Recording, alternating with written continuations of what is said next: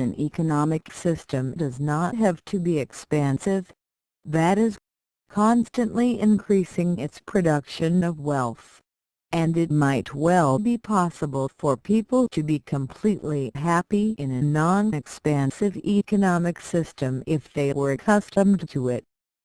In the 20th century, however, the people of our culture have been living under expansive conditions for generations.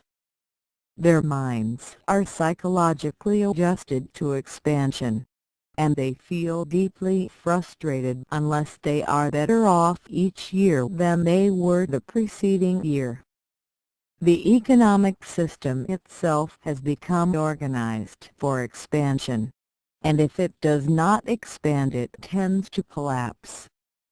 The basic reason for this maladjustment is that investment has become an essential part of the system, and if investment falls off, consumers having sufficient incomes to buy the consumer's goods which are being produced in another part of the system because part of the flow of purchasing power created by the production of goods was diverted from purchasing the goods it had produced into savings, and all the goods produced could not be sold until those savings came back into the market by being invested. In the system as a whole, everyone sought to improve his own position in the short run, but this jeopardized the functioning of the system in the long run. The contrast here is not merely between the individual and the system, but also between the long run and the short run. The 19th century had accepted as one of its basic faiths the theory of the harmony of interests. This held that what was good for the individual was good for society as a whole, and that the general advancement of society could be achieved best if individuals were left free to seek their own individual advantages. This harmony was assumed to exist between one individual and another, between the individual and the group, and between the short run and the long run. In the 19th century, such a theory was perfectly tenable, but in the 20th century it could be accepted only with considerable modification. As a result of persons seeking their individual advantages, the economic organization of society was so modified that the actions of one such person were very likely to injure his fellows, the society as a whole, and his own long-range advantage. This situation led to such a conflict between theory and practice, between aims and accomplishments, between individuals and groups, that a return to fundamentals in economics became necessary. Unfortunately, such a return was made difficult because of the conflict between interests and principles, and because of the difficulty of finding principles in the extraordinary complexity of 20th century economic life. The factors necessary to achieve economic progress are supplementary to the factors necessary for production. Production requires the organization of knowledge, time, energy, materials, land, labor, and so on. Economic progress requires three additional factors. These are innovation, savings, and investment. Unless a society is organized to provide these three, it will not expand economically. Innovation means devising new and better ways of performing the tasks of production. Saving means refraining from consumption of resources so that they can be mobilized for different purposes. And investment means the mobilization of resources into the new, better ways of production. The absence of the third factor, investment, is the most frequent cause of a failure of economic progress. It may be absent even when both of the other factors are working well. In such a case, the savings accumulated are not applied to inventions but are spent on consumption, on ostentatious social prestige, on war, on religion, on other non-productive purposes, or even left unspent. Economic progress has always involved shifts in productive resources from old methods to new ones. Such shifts, however beneficial to certain groups and however welcome to people as a whole, were bound to be resisted and resented by other groups who had vested interests in the old ways of doing things and in the old ways of utilizing resources.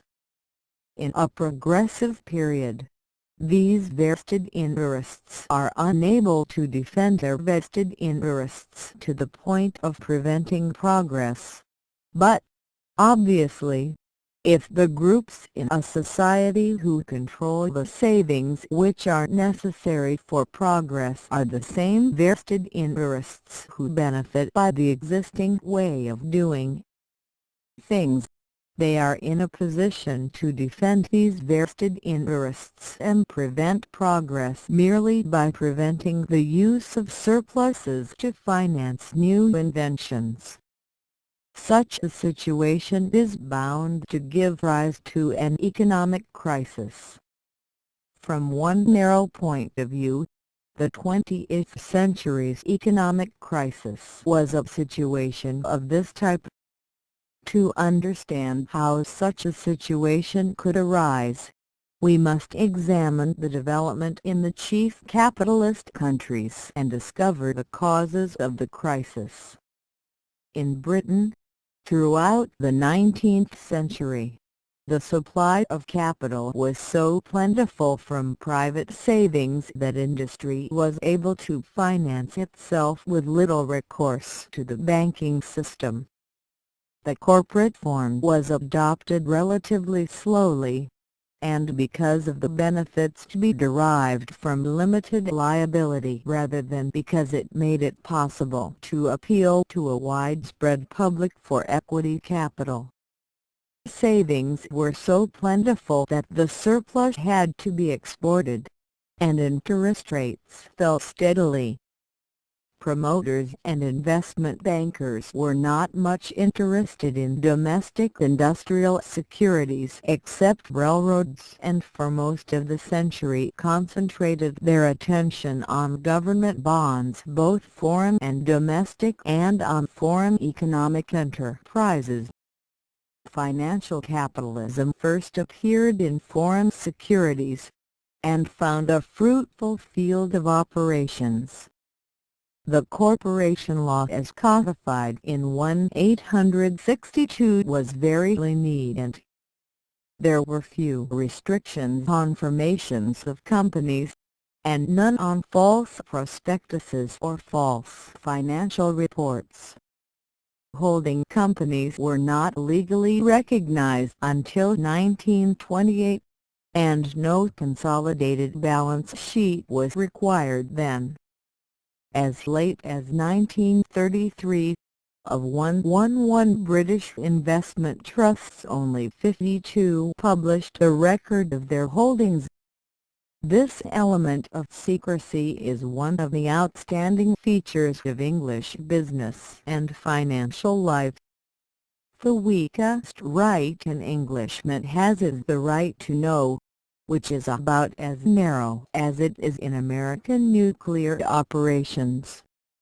Most duties, powers, and actions in business are controlled by customary procedures and conventions, not by explicit rules and regulations, and are often carried out by casual remarks between old friends. No record perpetuates such remarks. and they are generally regarded as private affairs which are no concern of others, even when they involve millions of pounds of the public's money. Although this situation is changing slowly, the inner circle of English financial life remains a matter of whom one knows, rather than what one knows. Jobs are still obtained by family, marriage, or school connections. Character is considered far more important than knowledge or skill, and important positions, on this basis, are given to men who have no training, experience, or knowledge to qualify them.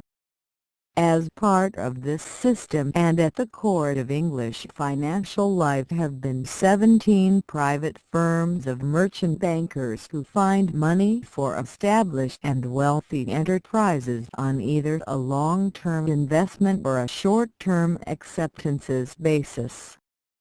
These merchant bankers, with a total of less than 100 active partners, include the firms of Baring Brothers, Ben M. Rothschild, J. Henry Schroeder, Morgan Grenfell, Ambrose, and Lazard Brothers.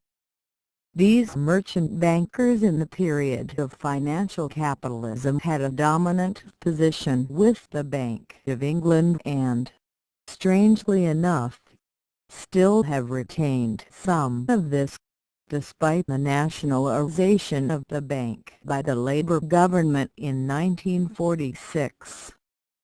As late as 1961 a Baring Lord Cromer was named governor of the bank, and his board of directors, called the Court of the Bank, included representatives of Lazard, of Ambrose, and of Morgan Grenfell, as well as of an industrial firm English Electric controlled by these.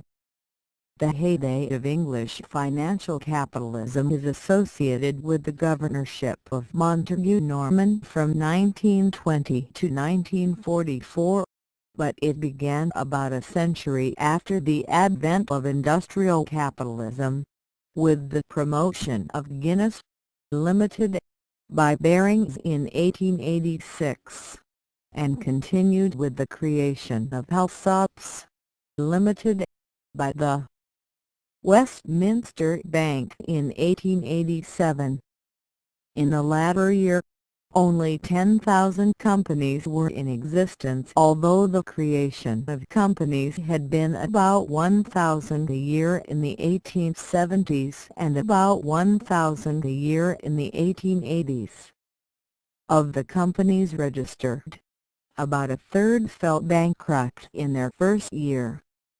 This is a very large fraction when we consider that about one-half the companies created were private companies which did not offer securities to the public and presumably already were engaged in a flourishing business. In 2 years 1894 to 1896 C.T. Cooley promoted 26 corporations with various noble lords as the directors of each. The total capital of this group was £18.6 million, of which Cooley took £5 million for himself. From this date onward, financial capitalism grew rapidly in Britain, without ever achieving the heights it did in the United States or Germany. Domestic concerns remained small, owner-managed, and relatively unprogressive, especially in the older lines like textiles, iron, coal, shipbuilding. One chief field of exploitation for British financial capitalism continued to be in foreign countries until the crash of 1931. Only after 1920 did it spread tentatively into newer fields like machinery, electrical goods, and chemicals, and in these it was superseded almost at once by monopoly capitalism. In addition, Its rule was relatively honest in contrast to the United States but similar to Germany. It made little use of holding companies, exercising its influence by interlocking directorates and direct financial controls. It died relatively easily, yielding control of the economic system to the new organizations of monopoly capitalism constructed by men like William H. Lever, Viscount Leverhulme (1851–1925) or Alfred Mott, Lord Melt (1868–1930). The former created a great international monopoly in vegetable oils centering upon Unilever, while the latter created the British chemical monopoly known as Imperial Chemical Industries. Financial capitalism in Britain, as elsewhere, was marked not only by a growing financial control of industry but also by an increasing concentration of this control and by an increasing banking control of government. As we have seen, this influence of the Bank of England over the government was an almost unmitigated disaster for Britain. The power of the bank in business circles was never as complete as it was in government, because British businesses remained self-financing to a greater extent than those of other countries. This self-financing power of business in Britain depended on the advantage which it held because of the early arrival of industrialism in England. As other countries became industrialized, reducing Britain's advantage and her extraordinary profits, British business was forced to seek outside financial aid or reduce its creation of capital plant. Both methods were used, with the result that financial capitalism grew at the same time as considerable sections of Britain's capital plant became obsolete. The control of the Bank of England over business was exercised indirectly through the joint stock banks. These banks became increasingly concentrated and increasingly powerful in the 20th century. The number of such banks decreased through amalgamation from 109 in 1866 to 35 in 1919 and to 33 in 1933. This growth of a money trust in Britain led to an investigation by a Treasury Committee on bank amalgamations. In its report Colwyn Report, 1919, this committee admitted the danger and called for government action. The bill was drawn up to prevent further concentration but was withdrawn when the bankers made a gentleman's agreement to ask Treasury permission for future amalgamations. The net result was to protect the influence of the Bank of England, since this might have been reduced by complete monopolization of joint stock banking, and the bank was always in a position to influence the Treasury's attitude on all questions. Of the 33 joint stock banks existing in 1933, 9 were in Ireland and 8 in Scotland, leaving only 16 for England and Wales. The 33 together had over £2,500 million in deposits in April 1933, of which £1,773 million were in the so-called Big Five: Midland, Lloyds, Barclays, Westminster, and National Provincial. The Big Five controlled at least 7 of the other 28, in one case by ownership of 98% of the stock.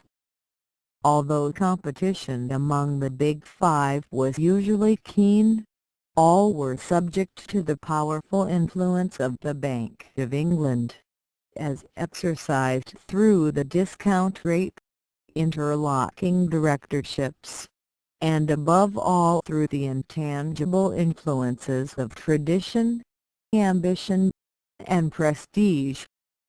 In Britain, as elsewhere, the influence of financial capitalism served to create the conditions of monopoly capitalism, not only by creating monopoly conditions which permitted industry to free itself from financial dependency on banks, but also by insisting on those deflationary, orthodox financial policies which eventually alienated industrialists from financiers. Although monopoly capitalism began to grow in Britain as far back as the British Salt Union of 1888, which controlled 91% of the British supply, the victory of monopoly capitalism over financial capitalism did not arrive until 1931. By that year the structure of monopoly capitalism was well organized. The Board of Trade reported in 1918 that Britain had 500 restrictive trade associations. In that same year the Federation of British Industries (FBI) had as members 129 trade associations and 704 firms. It announced that its goals would be the regulation of prices, the curtailment of competition, and the fostering of cooperation in technical matters, in politics, and in publicity. By 1935 it had extended this scope to include a elimination of excess productive capacity, b restrictions on entry of new firms into a field, and c increasing duress on both members and outsiders to obey minimum price regulations and production quotas. This last ability was steadily strengthened in the period 1931 to 1940. Probably the greatest achievement in this direction was a decision of the House of Lords, acting as a Supreme Court, which permitted the use of duress against outsiders in order to enforce restrictive economic agreements. The case of Thorne v. Motor Trade Association, decided June 4, 1937. The year 1931 represented for Britain the turning point from financial to monopoly capitalism. In that year financial capitalism, which had held the British economy in semi-depression for a decade, achieved its last great victory when the financiers led by Montagu Norman and J.P. Morgan forced the resignation of the British Labour government. But the handwriting was already on the wall. Monopoly had already grown to such a degree that it aspired to make the banking system its ally instead of its master. The deflationary financial policy of the bankers had alienated politicians and industrialists and driven monopolist trade unions to form a united front against the bankers. This was clearly evident in the Conference on Industrial Reorganization and Relationships of April 1928. This meeting contained representatives of the Trade Union Congress and the Employers' Federation and issued a memorandum to the Chancellor of the Exchequer signed by Sir Alfred Mott of Imperial Chemicals and Ben Turner of the trade unions. Similar declarations were issued by other monopolist groups, but the split of monopolist capitalists and of financial capitalists could not become overt until the latter were able to get rid of the Labour government. Once that was achieved, Labour and industry were united in opposition to the continuance of the bankers' economic policy with its low prices and high unemployment. The decisive event which caused the end of financial capitalism in Britain was the revolt of the British fleet at Invergordon on September 15, 1931, and not the abandonment of gold 6 days later. Actually, the powers of financial capitalism and monopoly capitalism have been cooperating to build and sustain the international financial system and the international economic system. J. Mutiny made it clear that the policy of deflation must be ended. As a result, no real effort was made to defend the gold standard.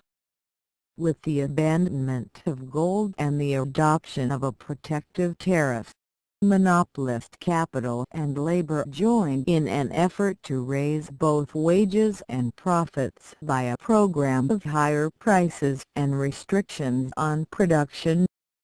The old monopolies and cartels increased in strength and new ones were formed, usually with the blessing of the government. These groups enforce restrictive practices on their members and on outsiders, even to the extent of buying up and destroying productive capacity in their own lines. In some cases, as in agricultural products and in coal, these efforts were based on statute law, but in most cases they were purely private ventures.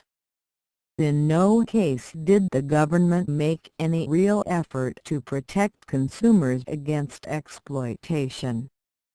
In 1942, a capable observer, Herman Levy, wrote, "Today Britain is the only highly industrialized country in the world where no attempt has yet been made to restrict the domination of quasi-monopolist associations in industry and trade."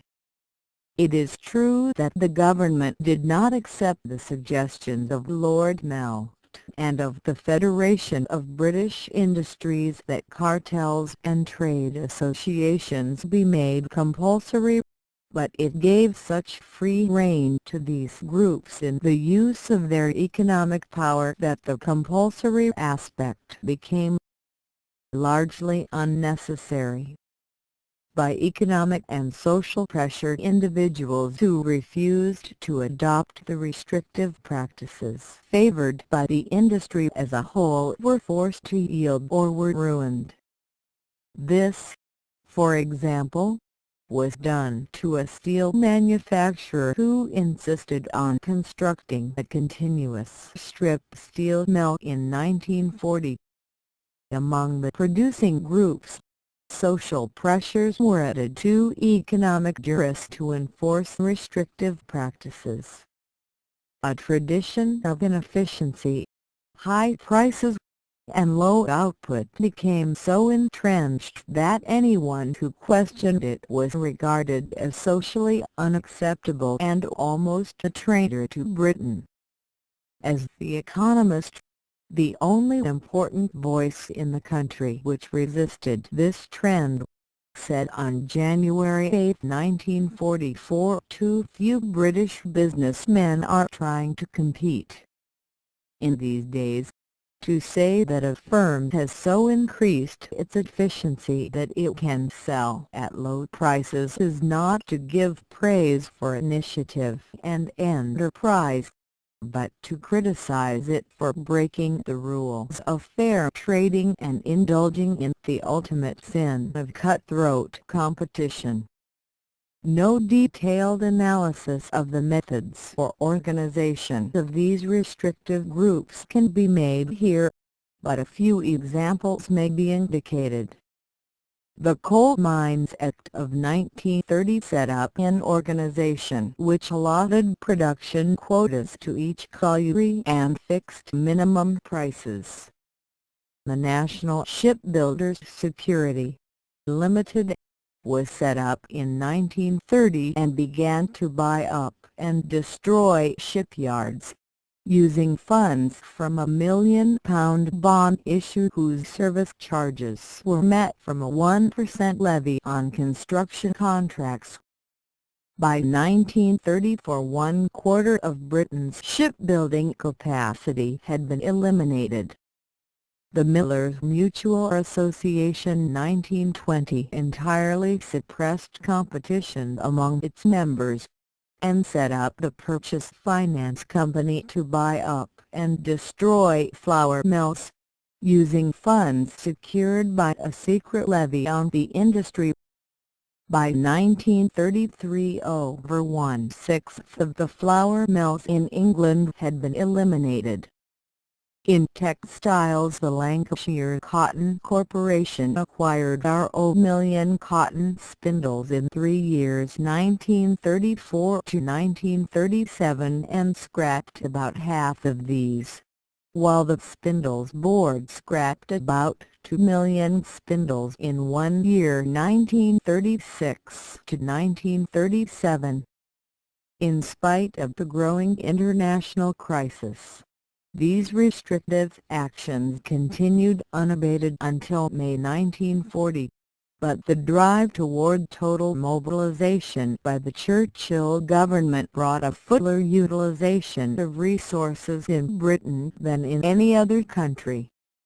This wartime experience with full employment made it impossible to return to the semi-stagnation and partial use of resources which had prevailed under financial capitalism in the 1935. However, the economic future of Britain in the post-war period was much hampered by the fact that the two opposing political parties represented entrenched economic interests and were not rather amorphous groupings of diverse interests as in the United States. The Labour Party, which held office from 1945 to 1951 under Clement Attlee, represents the interests of labour unions and, in a more remote fashion, of consumers. The Conservative Party, which held office under Churchill, Eden, Macmillan, and Douglas Home after 1951, represents the propertied classes, and still continues to show strong banking influence. This has created the kind of balance in which a welfare state has been established, but at the cost of slow inflation and slack use of resources. Consumption and enjoyment of leisure rather than production have been the marks of the British economy even under the Conservative Party, which has shown more concern for the value of the pound in the foreign exchanges than it has for productive investment. The middle classes and, above all, the professional and educated groups are not directly represented by either party. By their shift from one of these alien parties to the other, they can determine the outcome of elections, but they are not really at home in either and may, ultimately, turn back to the Liberal Party, although they are reluctant to embark upon the period of coalition, and the relatively irresponsible governments this might entail. The class structure in Britain, which has survived the war in spite of steady attrition, is still being eroded, not by any drastic increase in working-class people rising into the upper class, but by the development of the third class, which belongs to neither of the old classes. This new group included the people with know-how, managers, scientists, professional men, imaginative parvenu entrepreneurs in lines which the older possessing class had ignored. These newly established rich now try to ignore the older upper class, and frequently show surprising resentments toward it. As this new, amorphous, vigorous group blurs the outlines of the two older classes, Much of this blurring has been the result of adoption of upper-class characteristics by non-upper-class persons. Increasing numbers of young people are adopting the British Broadcasting Corporation accent, which makes it increasingly difficult to establish the class, educational, and geographic origin of a speaker. Closely related to this is the improved appearance and health of the ordinary Englishman as a consequence of rising standards of living in general and the advent of the National Health Service in particular. The loss of these two identifying characteristics leaves clothing as the chief class distinctive mark, but this applies only to men. Many women, as the result of the widespreading of style magazines and the influence of the cinema, wear similar dresses, use the same cosmetics, and adopt the same hair arrangements. Today, even relatively poor shop girls are often well dressed and invariably are attractively clean and carefully coiffured. As in most other countries in the post-war world, Britain's economy is increasingly made up of large blocks of interest groups whose shifting alignments determine economic policy within the three-cornered area of consumers' living standards, investment needs, and governmental expenditures, chiefly defense. All these diverse interest groups are increasingly monopolistic in organization, and increasingly convinced of the need for planning for their own interests. But the major factor in the picture is no longer the banking fraternity, as it was before the war, but the government through the Treasury. This decrease in the power of the bankers' power is now being shared with new financial groups, with a corresponding increase in that of other groups, including the government, is not the result of any new laws, such as the nationalisation of the Bank of England, but of shifts in the flows of investment funds, which increasingly bypass the banks. Many of the largest industrial enterprises, such as British Imperial Chemicals or Shell Oil, are largely self-financing as a result of monopolistic conditions based on cartels, patent controls, or control of scarce resources. At the same time, the great mass of investment funds come from non-banking sources. About half of such funds now comes from government and public authorities, such as the National Coal Board, which produces £17 million a year in new money-seeking investment. Insurance companies concerned with non-life policies are fairly closely linked with the older banking structure, as they are in most countries. But the banks ignored insurance on lives, which in England developed as a lower-class concern, paid bi-weekly or monthly premiums through door-to-door collections.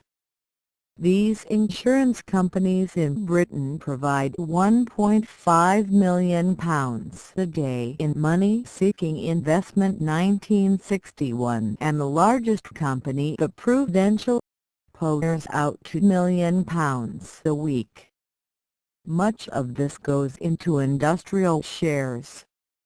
In 1953, when the Conservative Party denationalised the steel industry, which Labour had nationalised in 1948, much of its shares were bought up by funds from insurance companies. These enormous funds create a great danger that the handful of unknown men who handle the investment of such funds could become a centralised power in British economic life. So far they have made no effort to do so, since they supply funds without interfering in the existing management of the corporations in which they invest. They are satisfied with an adequate return on their money, but the possibility of such control exists. Another source of funds from lower-class sources is the postal savings system.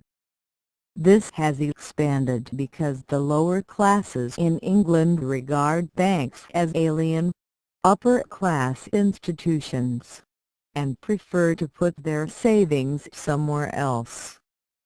As a result, postal savings at over £6,000 million are about the same size as the deposits of all the 11 joint stock banks. Somewhat similar in character are the investments of pension funds, which reached the total of about £2,000 million at the end of 1960 and are increasing at about £150 million a year. Two other lower-class non-banking innovations which have been having revolutionary influences on British life are the building societies called Building and Loan in the United States and hire purchase associations, installment buying organizations which help the lower classes to acquire homes and to equip them.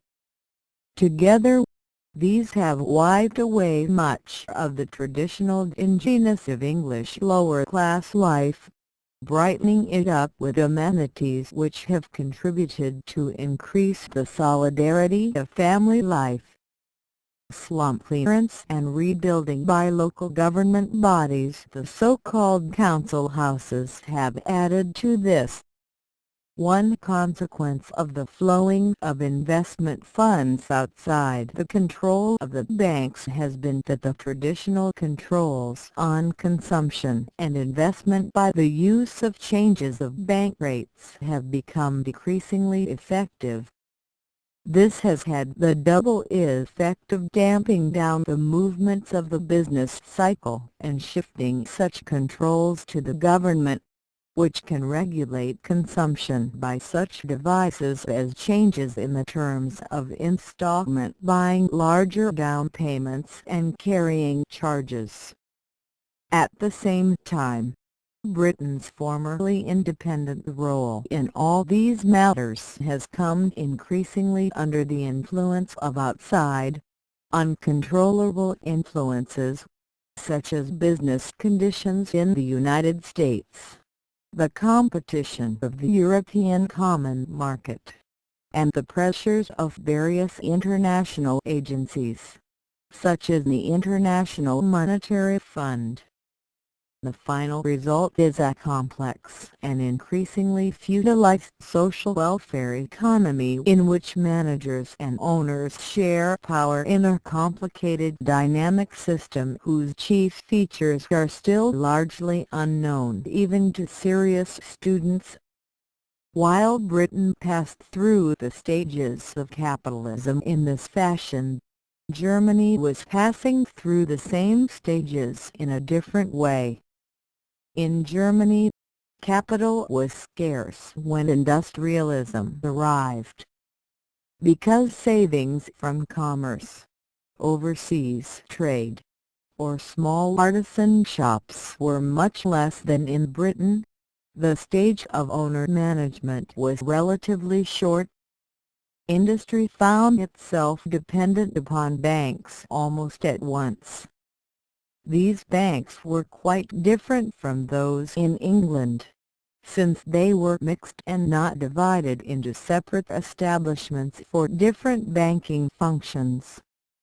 The chief German credit banks, founded in the period 1848 to 1881, were at the same time savings banks, commercial banks, promotion and investment banks, stockbrokers, safety deposits, and so on.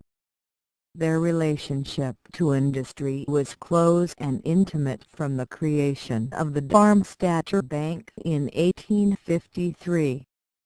These banks floated securities for industry by granting credit to the firm, taking securities in return.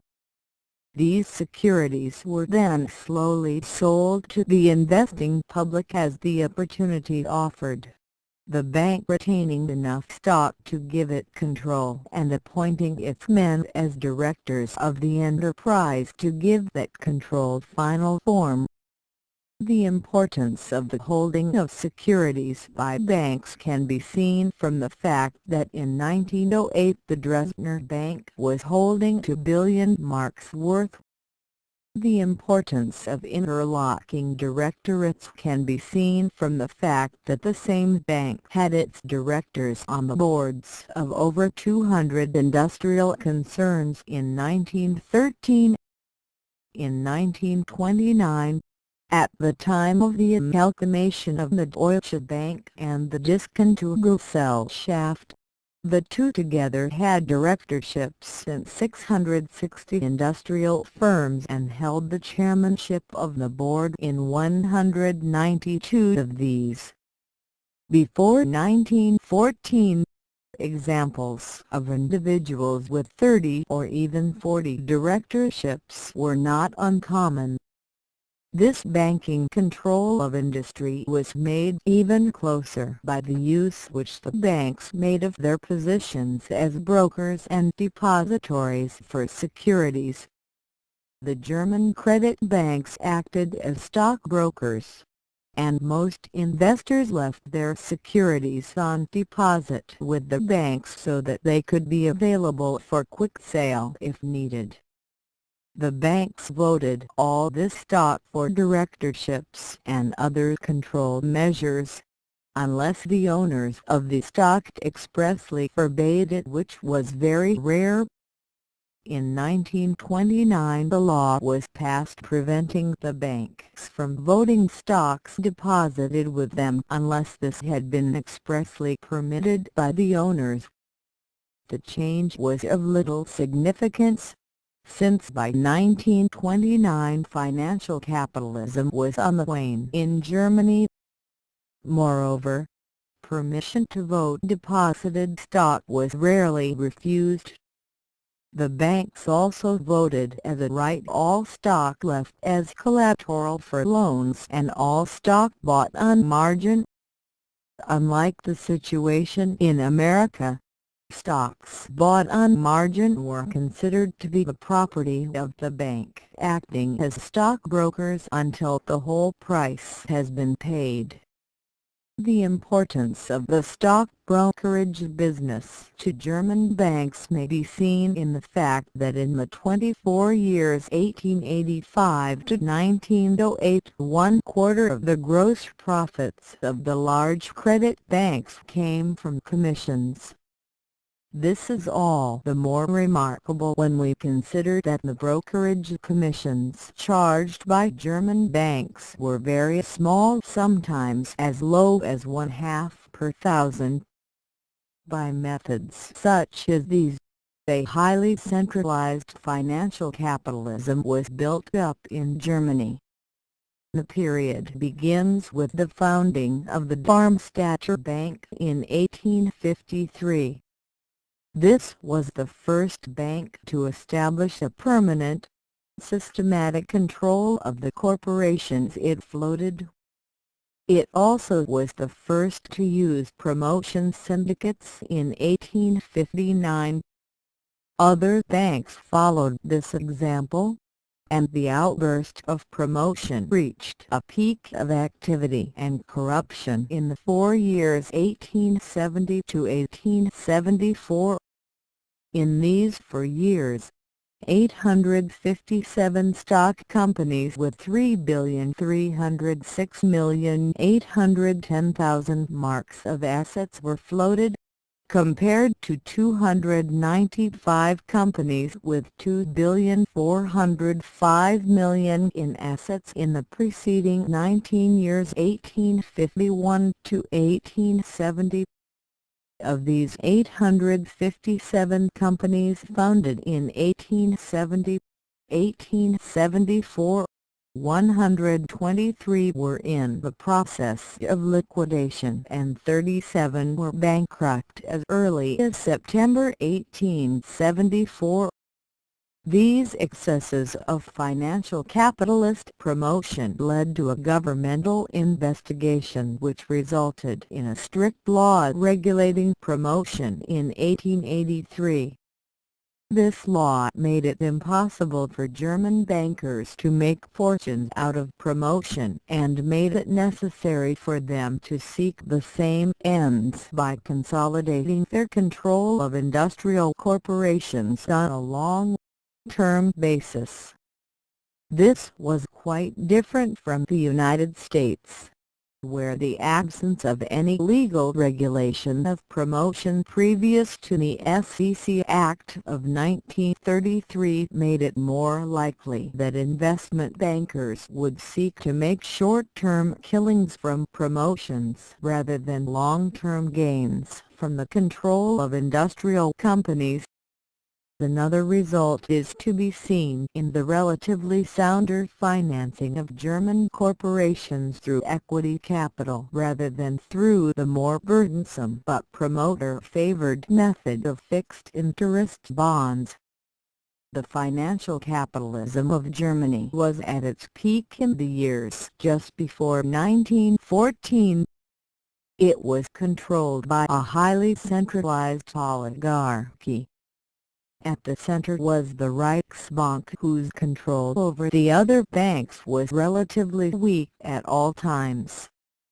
This was welcomed by the financial oligarchy, for the Reichsbank, although privately owned, was controlled by the government to a considerable degree. The weakness of the Reichsbank's influence over the banking system arose from the weakness of its influence over the two usual instruments of central banking control, the rediscount rate and open market operations. The weakness of the former was based on the fact that the other banks rarely came to the Reichsbank for rediscounts, and usually had a discount rate below that of the Reichsbank. The law of 1899 tried to overcome this weakness by forcing the other banks to adjust their discount rates to that of the Reichsbank, but it was never a very effective instrument of control. Open market control was also weak because of an official German reluctance to speculate in government securities and because the other banks were more responsive to the condition of their portfolios of commercial paper and securities than they were to the size of their gold reserves. In this they were like French rather than British banks. Only in 1909 did the Reichsbank begin a deliberate policy of control through open market operations, and it was never effective. It was ended completely from 1914 to 1929 by the war, the inflation, and the restrictions of the Dawes Plan. Because of these weaknesses of the Reichsbank, the control of German financial capitalism rested in the credit banks. This is equivalent to saying that it was largely beyond the control of the government, and rested in private hands. Of the hundreds of German credit banks, the overwhelming preponderance of power was in the hands of the 8 so-called great banks. These were the masters of the German economy from 1865 to 1915. Their overwhelming position can be seen from the fact that of 421 German credit banks in 1907 with 13,204,220,000 marks capital, the 8 great banks held 44% of the total capital of the group. Moreover, The position of the great banks was better than this because the great banks controlled numerous other banks. In consequence, Robert France, editor of Der Deutsche Economist, estimated in 1907 that the 8 great banks controlled 74% of the capital assets of all 421 banks. The turning point from financial to monopoly capitalism was in the year or so following the end of the inflation 1924. In that year the inflation was ended. Cartels were given a special legal status with their own cartel court to settle disputes, and the greatest creation of financial control ever constructed by German financial capitalism collapsed. The inflation ended in November 1923. The cartel decree was November 1923. The great controlled structure was the Stinnes Combine, which began to fall apart at the death of Hugo Stinnes in April 1904. At that time Stinnes had complete control of 107 large enterprises, mostly heavy industry and shipping, and had important interests in about 4,500 other companies. The attempt and failure of Stinnes to turn this structure of financial controls into an integrated monopoly marks the end of financial capitalism in Germany. To be sure, the great need for capital on the part of German industry in the period after 1924, since so much of German savings was wiped out by the inflation, gave a false afterglow to the setting sun of German financial capitalism.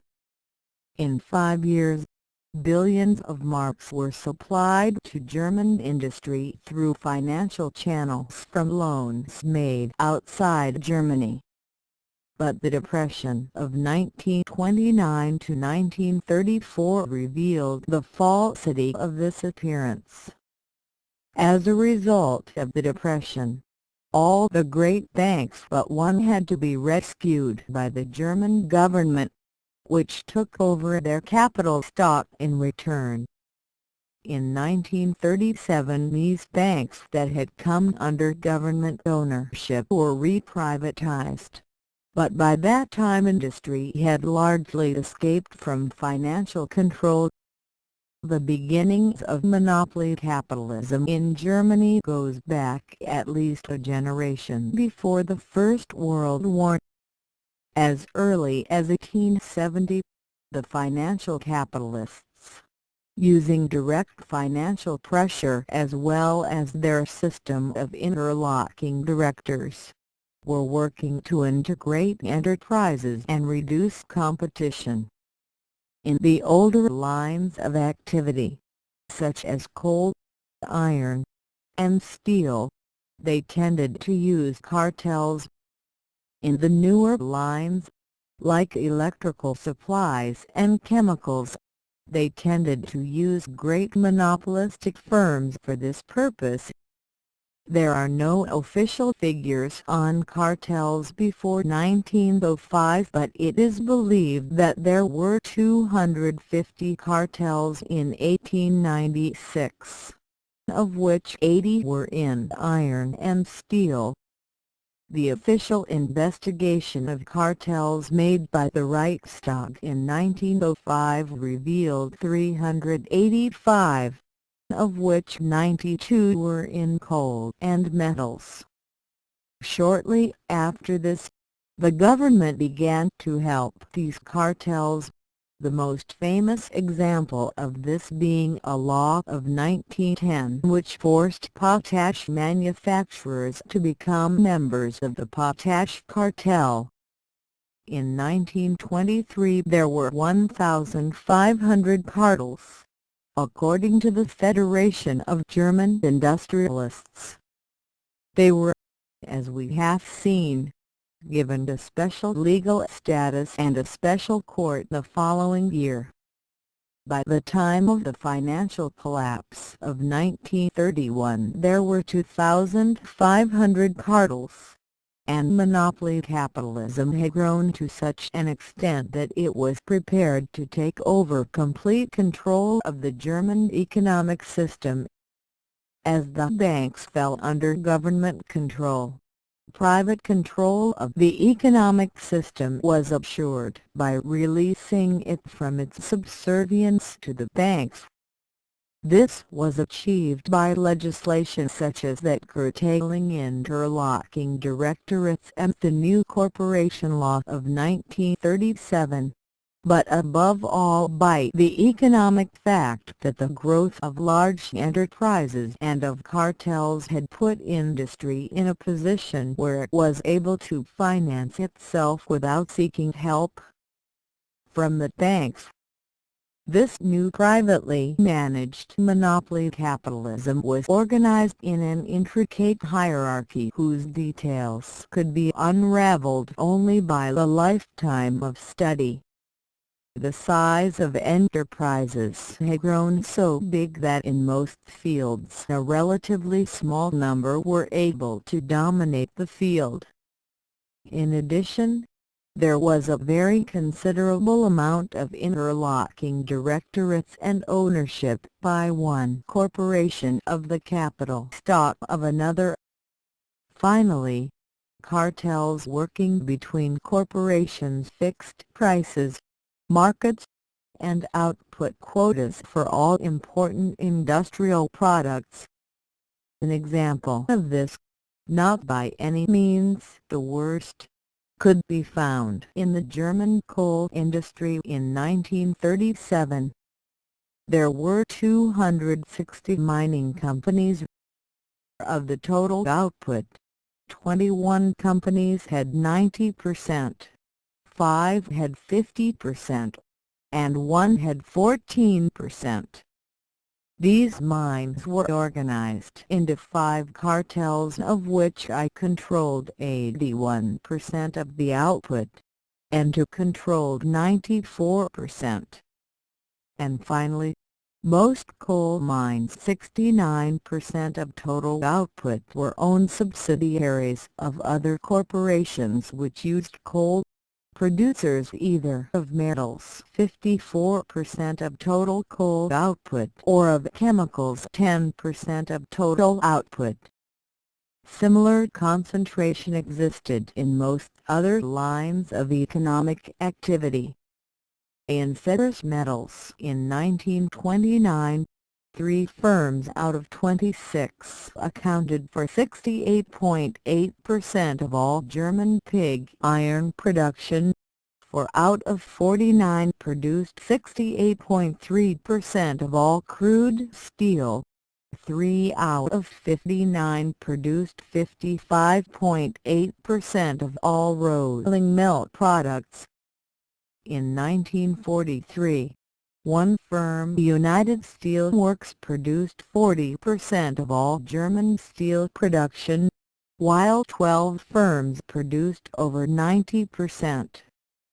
Competition could never exist with concentration as complete as this, but in addition the steel industry was organized into a series of steel cartels, one for each product. These cartels, which began about 1890, by 1930 had control of 100% of the German output of ferrous metal products.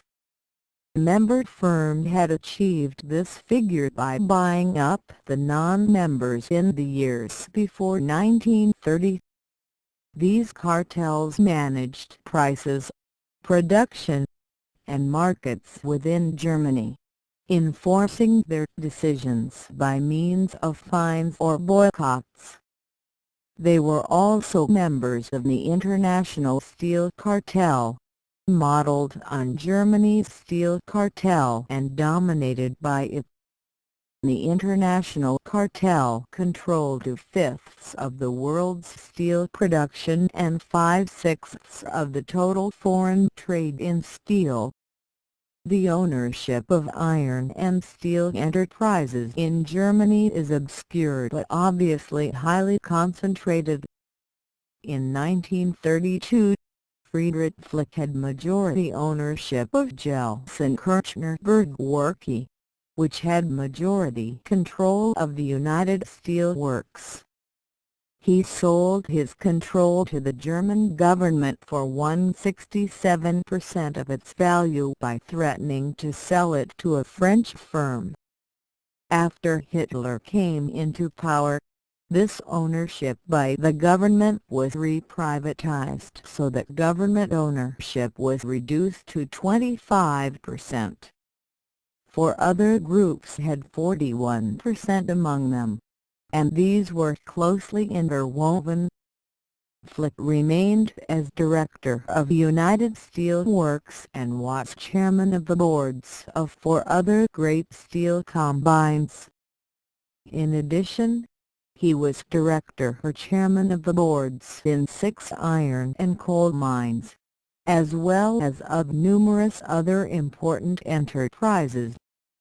It is very likely that the steel industry of Germany in 1937 was controlled by no more than 5 men, of whom Flick was the most important. These examples of the growth of monopoly capitalism in Germany are merely picked at random and are by no means exceptional. Another famous example can be found in the growth of IG Farben Industrie, the German chemical organization. This was formed in 1904 of 3 chief firms, and grew steadily until after its last reorganization in 1926 it controlled about 2/3 of Germany's output of chemicals. It spread into every branch of industry, concentrating chiefly on dyes in which it had 100% monopoly: drugs, plastics, explosives, and light metals. It had been said that Germany could not have fought either of the world wars without IG Farben. In the First War, by the Haber process for extracting nitrogen from the air, it provided supplies of explosives and fertilizers when the natural sources in Chile were cut off. In the Second War, it provided numerous absolute necessities, of which artificial rubber and synthetic motor fuels were the most important. This company by the Second World War was the largest enterprise in Germany. It had over 2,332.8 million Reichsmarks in assets and 1,165 million in capitalization in 1942. It had about 100 important subsidiaries in Germany, and employed 350,000 persons in those in which it was directly concerned. It had interests in about 700 corporations outside Germany and had entered into over 500 restrictive agreements with foreign concerns. Among these agreements the most significant was the European dyestuff cartel. This grew out of a Swiss cartel formed in 1918.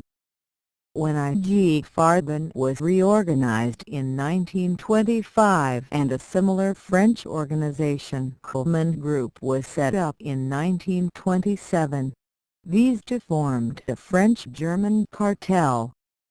All 3 countries set up the European cartel in 1929.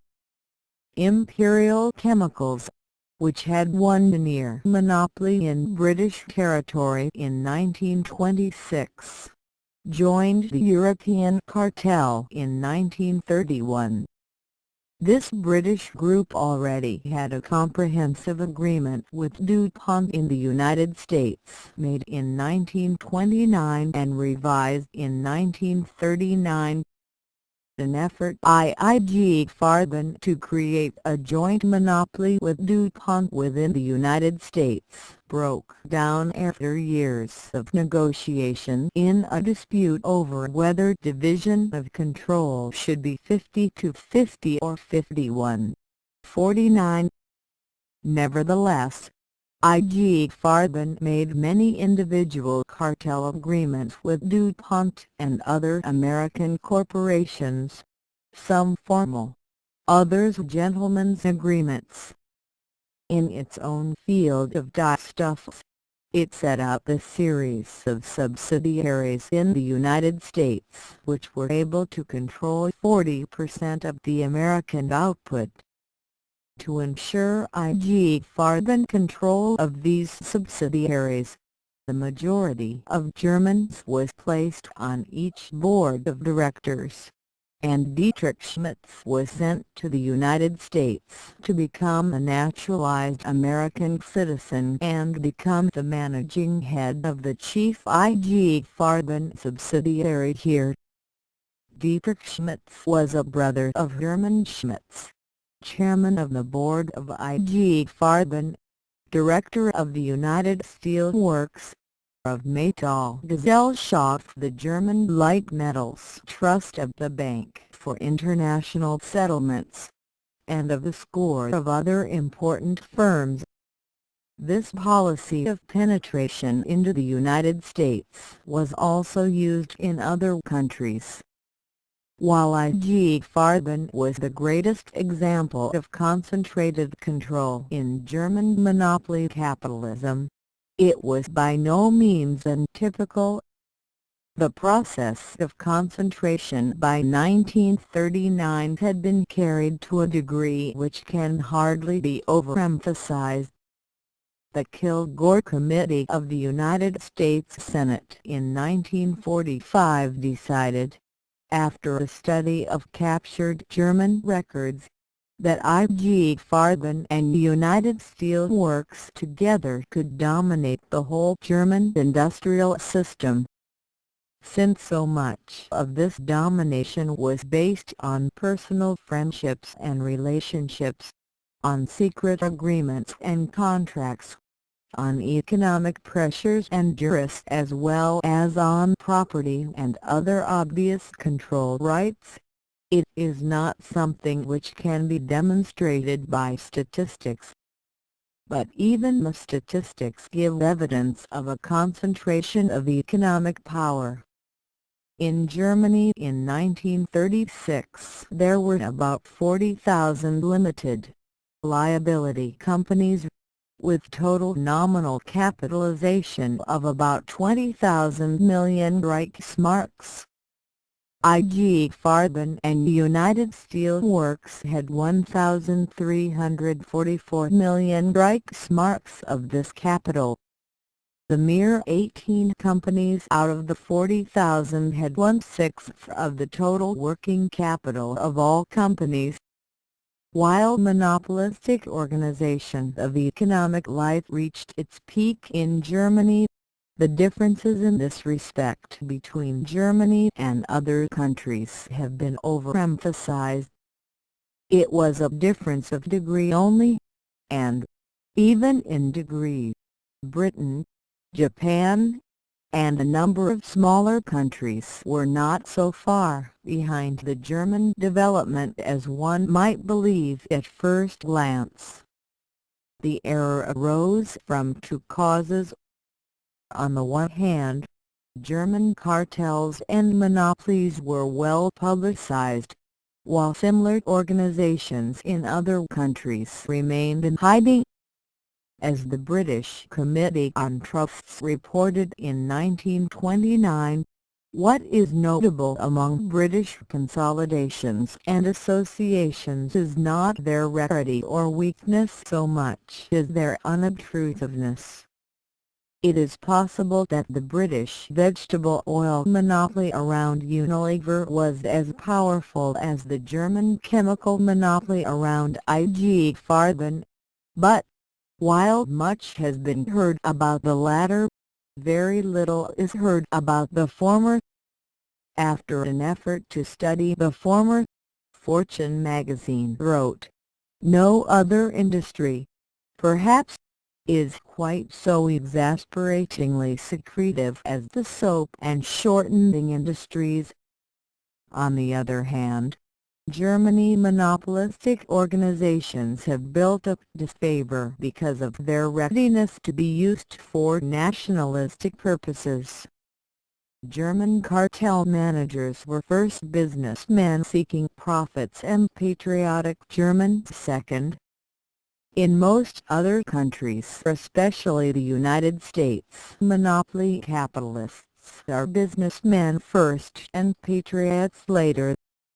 As a result, the goals of German cartels were as frequently political as economic. IG Farben and others were constantly working to help Germany in its struggle for power, by espionage, by gaining economic advantages for Germany, and by seeking to cripple the ability of other countries to mobilize their resources or to wage war.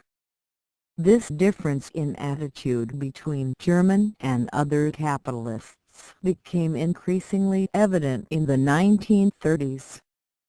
In that decade, the German found his economic and his patriotic motives impelling him in the same direction to build up the power and wealth of Germany against Russia and the West. The capitalists of France, Britain, and the United States, on the other hand, frequently experienced conflicting motives. Bolshevism presented itself as an economic threat at the same time that Nazism presented itself as a political threat to their countries. Many persons were willing to neglect or even increase the latter threat in order to use it against the former danger. This difference in attitude between German and other capitalists arose from many causes. Among these were the contrast between the German tradition of a national economy and the Western tradition of laissez-faire, the fact that world depression caused the threat of social revolution to appear before Nazism rose as a political danger to the West. See the fact that cosmopolitan financial capitalism was replaced more rapidly by nationalist monopoly capitalism in Germany than in the West, and the fact that many wealthy and influential persons like Montagu Norman, Ivor Kreuger, Basil Zaharoff, and Henri Deterning directed public attention to the danger of Bolshevism while maintaining a neutral, or favorable, attitude toward Nazism. The impact of the war on Germany was quite different from its effects on most other countries.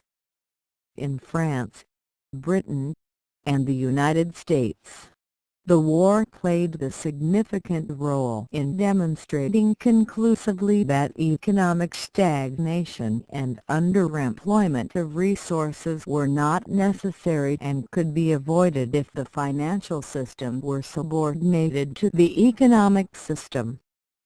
In Germany this was not necessary, since the Nazis had already made this discovery in the 1930s.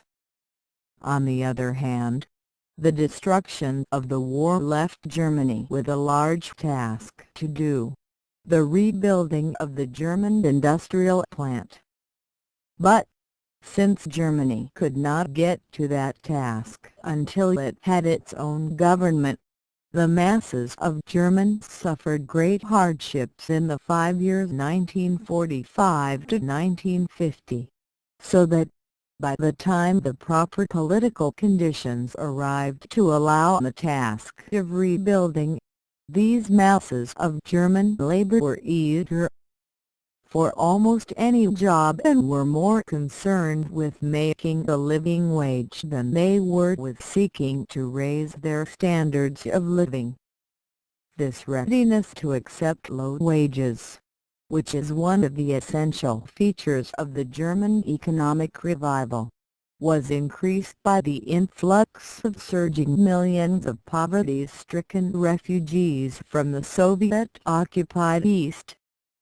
Thus the surplus of labor, low wages, experience in unorthodox financial operations, and an immense task to be done all contributed to the German revival. The signal for this to begin was given by the West German currency reform of 1950, which encouraged investment and offered entrepreneurs the possibility of large profits from the state's tax policies. The whole developed into a great boom when the establishment of the European Common Market of 7 Western European states offered Germany a mass market for mass production, just as the rebuilding of German industry was well organized. The combination of low wages, the docile labor force, new equipment, and a system of low taxes on producers, plus the absence of any need for several years to assume the expense of defense expenditures, all contributed to make German production costs low on the world's markets and allowed Germany to build up a flourishing and profitable export trade. The German example was copied in Japan and in Italy, and, on a different basis, in France, with the result that the common market area enjoyed a burst of economic expansion and prosperity which began to transform Western European life and to raise most of its countries to a new level of mobility and affluence such as they had never known before. One result of this was the development of what had been backward areas within these countries, most notably in southern Italy, where the boom caught on by 1960. The only area within the common market where this did not occur was in Belgium, which was hampered by obsolescent equipment and domestic social animosities, while in France the boom was delayed for several years by the acute political problems associated with the death of the Fourth Republic 1958. Financial capitalism lasted longer in France than in any other major country. The roots of financial capitalism there, like Holland but unlike Germany, go back to the period of commercial capitalism which preceded the Industrial Revolution. These roots grew rapidly in the last half of the 18th century and were well established with the founding of the Bank of France in 1800. At that date, financial power was in the hands of about 10 or 15 private banking houses whose funders, in most cases, had come from Switzerland in the second half of the 18th century. These bankers, all Protestant, were deeply involved in the agitations leading up to the French Revolution. When the revolutionary violence got out of hand, they were the chief forces behind the rise of Napoleon, whom they regarded as the restorer of order. As a reward for this support, Napoleon in 1800 gave these bankers a monopoly over French financial life by allowing them to control of the new Bank of France. By 1811 most of these bankers had gone over to the opposition to Napoleon because they objected to his continuation of a warlike policy. France at that time was still in the stage of commercial capitalism, and constant war was injurious to commercial activity. As a result, this group shifted its allegiance from Bonaparte to Bourbon, and survived the change in regime in 1815. This established a pattern of political agility which was repeated with varying success in subsequent changes of regime. As a result, the Protestant bankers, who had controlled financial life under the First Empire, were still the main figures on the Board of Regents of the Bank of France until the reform of 1936. Among these figures the chief bore the names Mirabeau, Mallet, Neutralize, and Hauteur. In the course of the 19th century, the second group was added to French banking circles. This second group, largely Jewish, was also of non-French origin, the majority Germanic like Rothschild, Hein, Foote, Stern, and Worms, and the minority of Iberian origin like Perrier and Myers. A rivalry soon grew up between the older Protestant bankers and the newer Jewish bankers. This rivalry was largely political rather than religious in its basis, and the lines were confused by the fact that some of the Jewish group gave up their religion and moved over to the Protestant group such as Perrier and Hein. The rivalry between these two groups steadily increased because of their differing political attitudes toward the July monarchy 1830 to 1848, the Second Empire 1852, 1870, and the Third Republic 1871 to 1940. In this rivalry the Protestant group was more conservative than the Jewish group, the former being lukewarm toward the July monarchy, enthusiastic toward the Second Empire, and opposed to the Third Republic. The Jewish group, on the other hand, warmly supported the July monarchy and the Third Republic but opposed the Second Empire. In this rivalry the leadership of each group was centered in the richest and more moderate banking family. The leadership of the Protestant group was exercised by Mirabeau, which was on the left wing of the group. The leadership of the Jewish group was held by Rothschild, which was on the right wing of that group. These two wings were so close that Mirabeau and Rothschild, who together dominated the whole financial system, being richer and more powerful than all other private banks combined, frequently cooperated together even when their groups as a whole were in competition. This simple picture was complicated, after 1838, by the slow rise of a third group of bankers who were Catholics. This group, including such names as de Maquis, Sallier, de Bellier, de Germany, de Litwil, Gaudin, and de Luberzac, rose slowly and late. It soon split into two halves. One half formed an alliance with the Rothschild group and accepted the Third Republic. The other half formed an alliance with the rising power of heavy industry, largely Catholic, and rose with it, forming under the Second Empire and early Third Republic the powerful industrial banking group whose chief overt manifestation was the Comite de Forges, the French Steel Trust. Thus there were, in the period 1871 to 1900, three great groups in France. A. The alliance of Jews and Catholics dominated by Rothschild. B. The alliance of Catholic industrialists and Catholic bankers dominated by Schneider, the steel manufacturer. And C. The group of Protestant bankers dominated by Mirabeau. The first of these accepted the Third Republic, the other two rejected the Third Republic.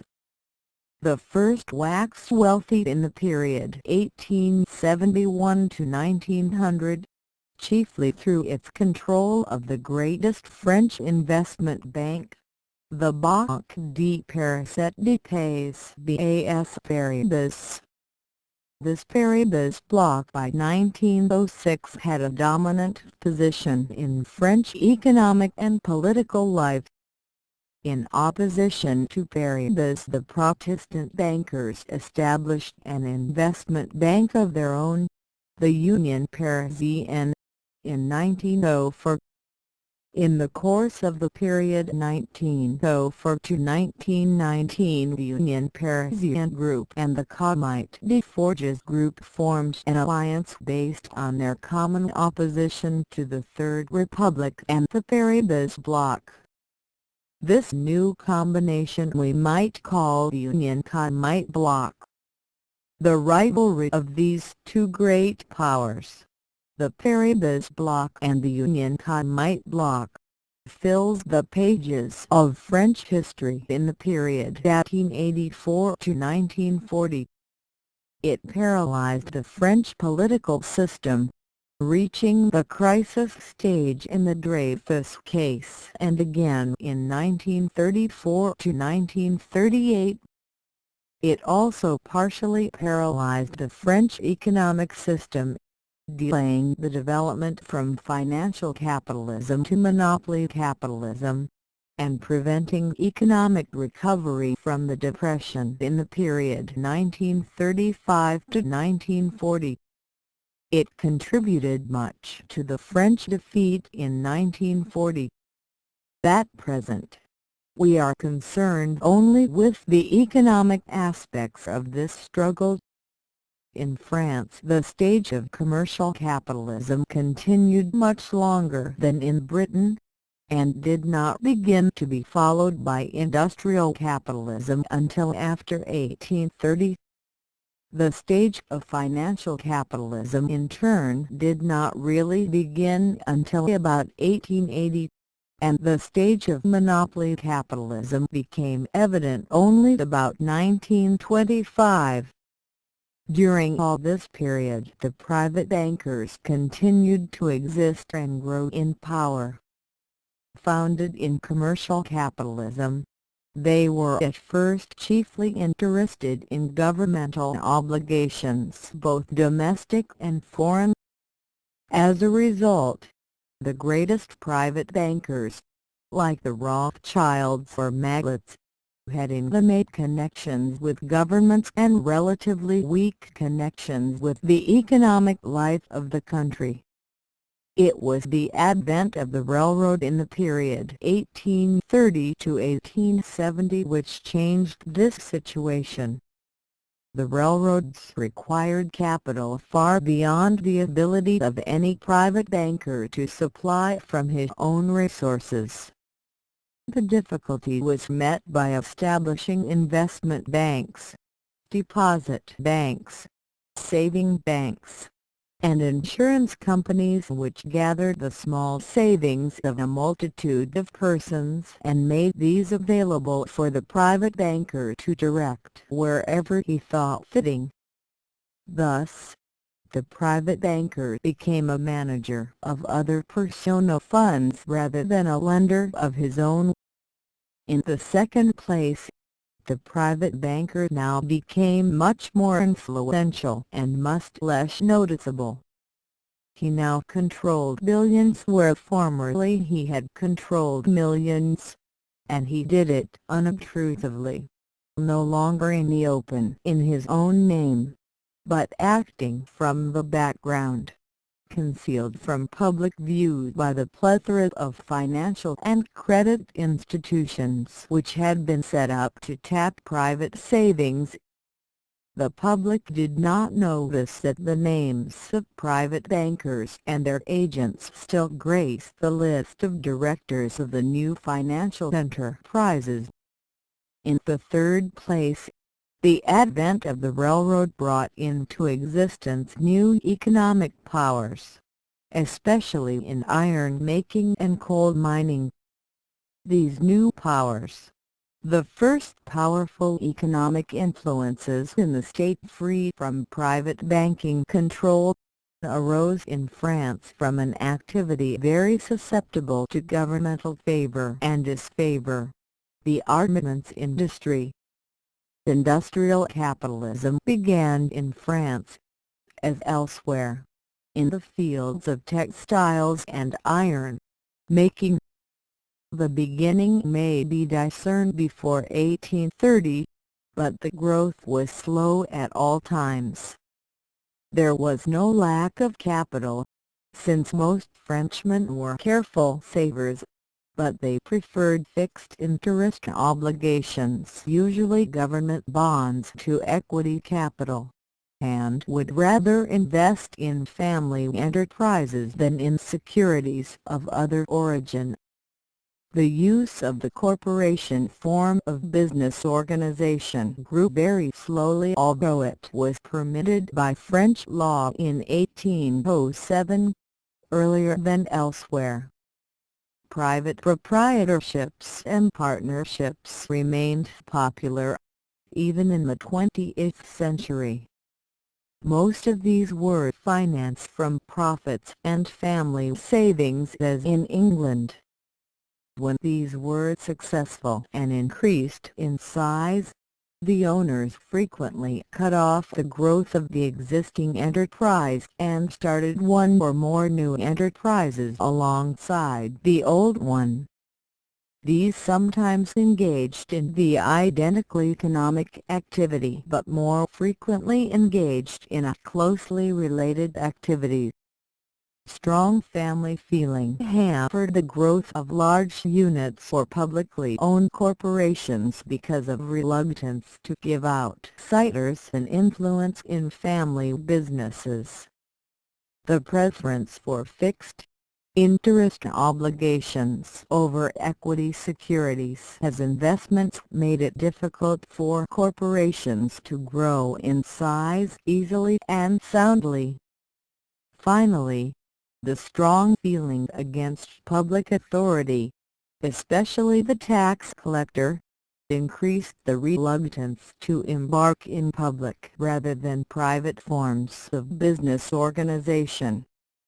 Nonetheless, industry grew, receiving its greatest boost from the advent of the railroad, with its increased demand for steel and coal, and from the government of Napoleon HI 1852 to 1870, which added a new demand for armaments to the industrial market. Napoleon showed special favor to one firm of iron and armaments makers, the firm of Schneider at Le Criessart. Eugene Schneider obtained a monopoly in supplying arms to the French government, sold materials to government, encouraged railway construction, became President of the Chamber of Deputies, and Minister of Agriculture and Commerce. It is hardly surprising that the industrialists looked back on the period of the Second Empire as a kind of golden age. The loss of political influence by the heavy industrialists after 1871 reduced their profits, and drove them to ally with the Catholic bankers. Thus, the struggle between financial capitalism and monopoly capitalism, which appeared in most countries, was replaced in France by a clash between two economic blocs, both of which were interested in both industry and banking, and neither of which was prepared to accept the unorthodox banking procedures which become one of the chief goals of monopoly capitalism. As a result, monopoly capitalism appeared late in France, and when it did, arose between the two great blocs, with ramifications in both, but largely autonomous from the central control of either.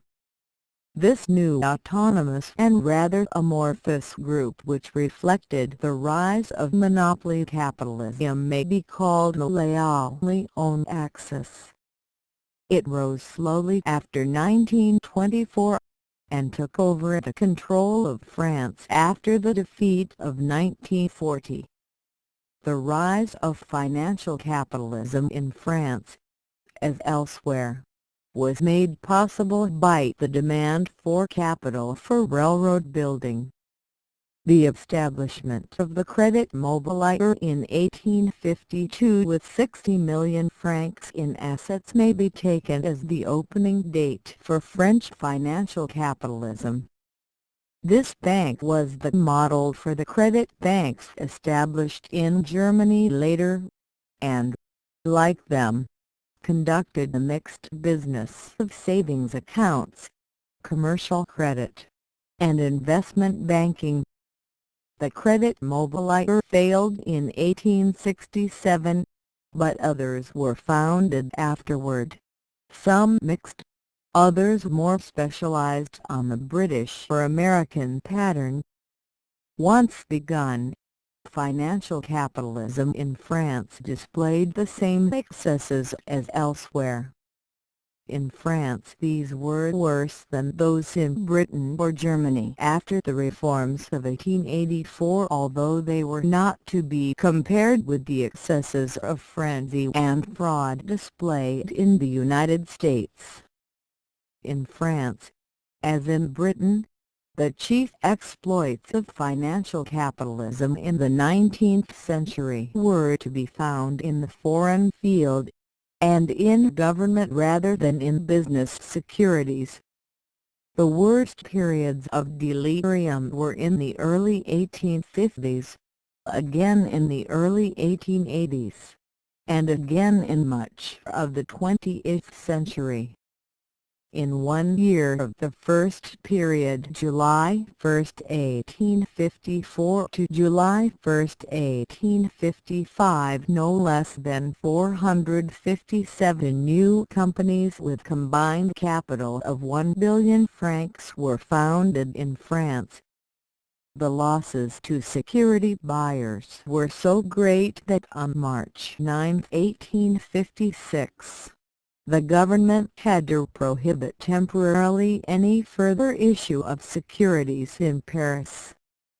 Again in the period 1876 to 1882, over a billion francs of new stocks were issued, leading to a crash in 1882.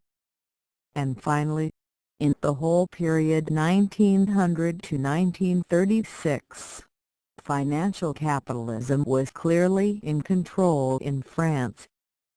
In 1929 a Paris newspaper estimated that in a period of 30 years from the Humber embezzlement of 1899, more than 300 billion francs, equivalent to the total public and private debt of France in 1929, had been taken from the French people by worthless securities. The center of the French economic system in the 20th century was not to be found, as some have believed, in the Bank of France, but, instead, resided in a group of almost unknown institutions, the private banks. There were over 100 of these private banks, but only about a score were of significance. And even in this restricted group, Rothschild and Mirabaud were more powerful than all the others combined. These private banks were known as the Haute Banque, and acted as the high command of the French economic system. Their stock was closely held in the hands of about 40 families, and they issued no reports on their financial activities. They were, with a few exceptions, the same private banks which had set up the Bank of France. They were divided into a group of 7 Jewish banks: Rothschild, Stern, Cohen-Danvers, Proper, Lazard, Spitzer, and Worms; a group of 7 Protestant banks: Mallet, Mirabaud, Hein, Neutralize, Hauteur, Odier, and Burns, and a group of 5 Catholic banks: Davalier, Luberzac, Lehigh Du, Gauchos, and Dimaki. By the 20th century, the basic fissure to which we have referred had appeared between the Jews and the Protestants, and the Catholic group had split to ally itself either with the Jews or with the forces of monopolistic heavy industry. Nonetheless, the various groups continued to cooperate in the management of the Bank of France. The Bank of France was not the center of French financial capitalism except nominally, and possessed no autonomous power of its own. It was controlled until 1936, as it had been in 1813, by the handful of private banks which created it, except that in the 20th century some of these were closely allied with an equally small but more amorphous group of industrialists. In spite of the fissure, the two blocs cooperated with each other in their management of this important instrument of their power. The Bank of France was controlled by the 40 families, not 200, as frequently stated, because of the provision in the bank's charter that only the 200 largest stockholders were entitled to vote for the members of the Board of Regents, the governing board of the bank. There were 182,500 shares of stock outstanding, each with face value of 1,000 francs, but usually worth 5 or 10 times that. In the 20th century there were 30,000 to 40,000 stockholders. Of the 200 who could vote for the 12 elected regents, 78 were corporations or foundations and 122 were individuals. Both classes were dominated by the private banks, and had been for so long that the regents' seats had become practically hereditary. The chief changes in the names of regents were caused by the growth of heavy industry and the transfer of seats through female lines. 3 seats were held by the same families for well over a century. In the 20th century the names of Rothschild, Mallet, Marabaud, Neufelize, Davalier, Burns, Hauteur, and their relatives were consistently on the Board of Regents. The Bank of France acted as a kind of general staff for the 40 families which controlled the 19 chief private banks. Little effort was made to influence affairs by the rediscount rate, and open market operations were not used until 1938. The state was influenced by the Treasury's need for funds from the Bank of France. Other banks were influenced by methods more exclusively French, by marriage alliances, by indirect bribery, that is, by control of well-paying sinecures in banking and industry, and by the complete dependence of French banks on the Bank of France in any crisis.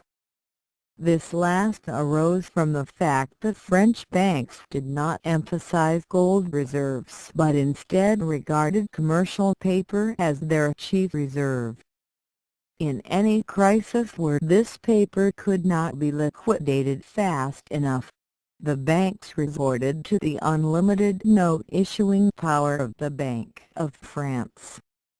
In the third line of control of the French economy were the investment banks called Banques d'Affaires. These were dominated by 2 banks: the Banque de Paris et de Pays, set up by the Rothschild Group in 1872, and the Banque de l'Union Parisienne, founded by the rival bloc in 1904. These investment banks supplied long-term capital to industry, and took stock and directorships in return. Much of the stock was resold to the public, but the directorships were held indefinitely for control purposes. In 1931, Paribas held the securities of 357 corporations, and its own directors and top managers held 180 directorships in 120 of the more important of these. The control was frequently made easier by the use of non-voting stock, multiple voting stock, cooperative directorships, and other refinements of financial capitalism. For example, the General Wireless Company set up by Paribas distributed 200,000 shares of stock worth 500 francs a share. Of these, 181,818 shares, sold to the public, had 1/10 vote each, while 18,182 shares, held by the insider group, had 1 vote each. A similar situation was to be found in Havas stock, also issued by Paribas. The investment bank of the non-Jewish private banks and their industrial allies was the Union Parisienne.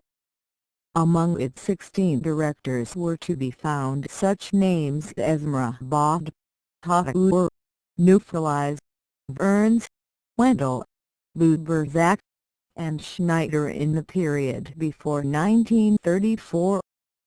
The two largest stockholders in 1935 to 1937 were Luberzak and Maglet.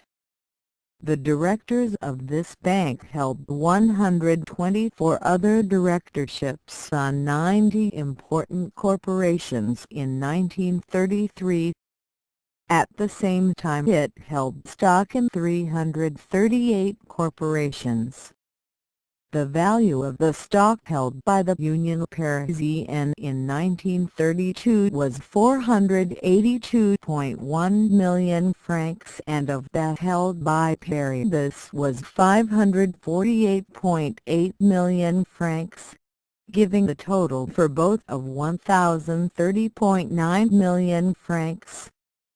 In the fourth line of control were 5 chief commercial banks with 4,416 branches in 1932.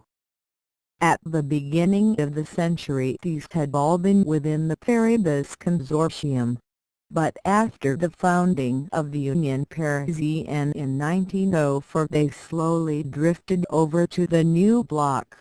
The acquired national discon going over almost at once, with the others following more slowly. As a result, the control of the two great blocs over the great deposit banks was rather mixed during the 20th century, with the old Jewish group of private bankers losing ground rather steadily. The decline of this group was closely related to the decline of international financial capitalism, and received its worst blow in the losses in foreign bonds resulting from the First World War. Regional deposit banks were controlled in varying degrees by one or the other of the two blocs, the Paribas control being stronger in the north, west, and south, while the Union Comite bloc was stronger in the northeast, east, and southeast.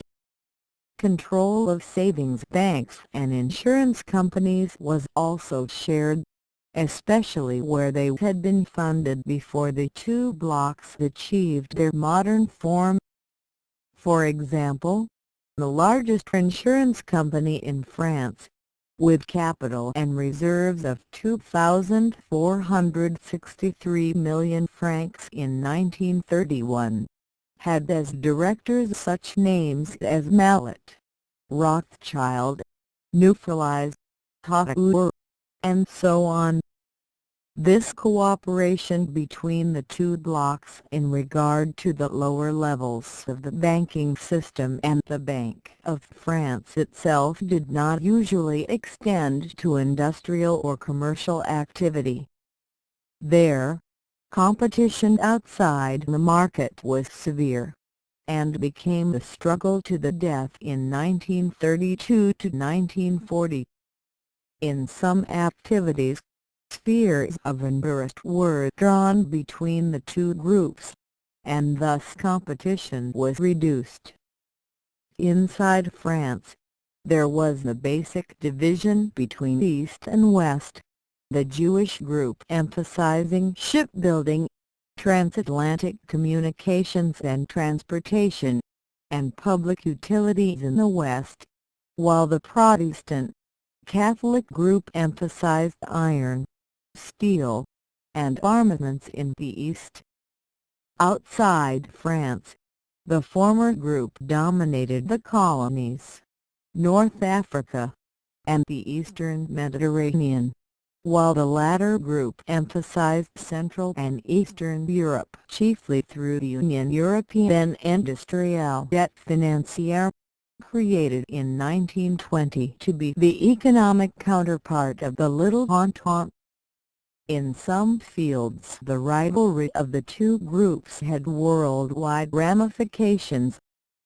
In petroleum products, for example, the Jewish bankers, through the Banque de Paris et de Pays (BAS), controlled the Compagnie Française de Pétrole, which was allied to Standard Oil and Rockefeller, while the Catholic Protestant bankers, through the Union Parisienne, controlled Petrofina, which was allied to Royal Dutch Shell and Eternit. Jules Egretot, partner of de Maquis et Cie, in which François de Wendel was majority owner, was a director of Union Parisienne and of Petrofina, and Alexander Bungener, partner of Louis Bersac et Cie, was also a director of Union Parisienne and of Petrofina. Charles Sargent, once Under-Secretary of the Ministry of Finance and Sub-Governor of the Bank of France, was 4 years chairman of the Union Parisienne, and played a role in one bloc similar to that played by Horace Finoli in the other bloc. He was a director of Petrofina and of the Union Européenne Industrielle et Financière. When he retired for reasons of health in 1938, he was replaced in several positions including Petrofina and Union Parisienne by Jean Cabnery, honorary governor of the Bank of France. At the same time, Joseph Courcelle, former Inspector of Finances, was a director of 17 companies including Petrofina and Union Parisienne. On the other side, Horace Finoli was general manager of Paribas and director of Standard Franco-Americain, while his son, Boris, was a director of CIE Française de Pétrole. Former Ambassador Jules Campon and Émile Dudot, both directors of Paribas, were respectively directors of Standard Franco-Americain and Standard Française de Pétrole before these merged in 1938. Outside the banking system which we have sketched, the French economy was organized in a series of trade associations, industrial monopolies, and cartels. These were usually controlled by the Catholic Protestant bloc of private bankers, since the Jewish group continued to use the older methods of financial capitalism while their rivals moved forward to the more obvious methods of monopoly capitalism. In such cases, Individual companies controlled by the Jewish group frequently joined the cartels and associations set up by the rival bloc.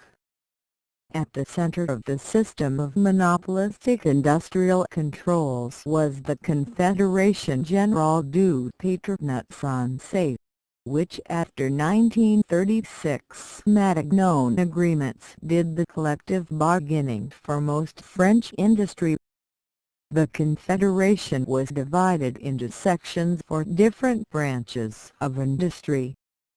Around the Confederation was a series of general trade associations and cartels such as the Comité des Forges, Comité Central des Huileries, Union des Industries Métallurgiques et Minières, Société de l'Industrie Minérale, and so on. Below these were a large number of regional associations and local cartels. These were integrated into a single whole by financial controls, family alliances, and interlocking positions. In this system the Comité des Forges, trade association of the metallurgical industry, held a key position. In France the iron industry was originally widely scattered in small enterprises. Of these, the factories at Le Criessart, acquired by the Schneider family in 1838, were so favored by Napoleon III that they began to emerge as the chief metal company in France. As a result of the loss of governmental privileges by the shift from Second Empire to Third Republic and the blow to Schneider's prestige from the victory of Krupp's steel cannon over Le Criessart's bronze cannon in 1870, the whole metal industry of France began to turn toward monopoly and to seek capital from private bankers. The turn toward monopoly appeared almost at once, especially in the typical French form of the conquire a joint selling agency. In 1884, as we have said, the Comité des Forges was formed as an association of all the metallurgical industries of France, using a single conquire to prevent price competition.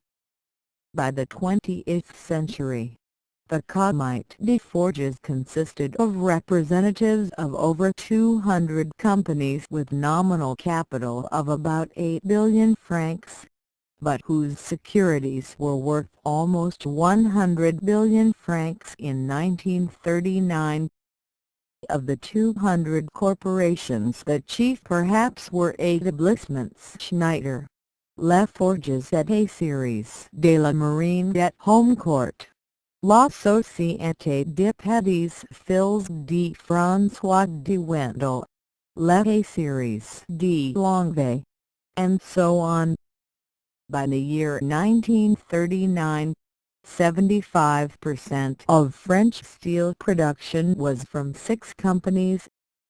The monopolistic influences, however, were much stronger than these figures would indicate. Of the 200 firms in the Comité des Forges, only 70 were of importance in iron and steel. These 70 had an aggregate capitalization of about 4 billion francs. Of these firms, 51 with 2,727,054,000 francs of capital in 1939 were in the Union Comité bloc and were controlled by a Schneider-Mirabaud alliance. 11 corporations with 506 million francs of capital were in the Paribas bloc. 8 firms with 749 million francs of capital were in neither bloc or doubtful. A somewhat similar development is to be found in the French coal industry. This, perhaps, is not surprising. as the coal industry was largely dominated by the same groups as the steel industry.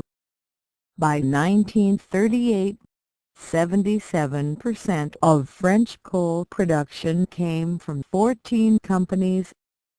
3 of these companies were owned by Wendel, who thus controlled 15.3% of French coal output directly, and considerably more indirectly. Parallel to the Comite de Forges in steel, and controlled by the same group, was a Comite Centrale de Haut Willowres in coal. This was supported by taxes on collieries based on output. Voting power within the organization was based on this financial contribution, so that 13 companies controlled over 3/4 of the votes and Wendel over 1/6. The French coal industry was controlled nearly as completely by the Union Comite bloc as was the steel industry. Coal in France was found chiefly in 2 areas, the northwest around Les Halles and the southeast about Lyon. The latter was controlled almost completely by the Union Comite bloc, but the Paribas' influence was very great in the far richer northern area.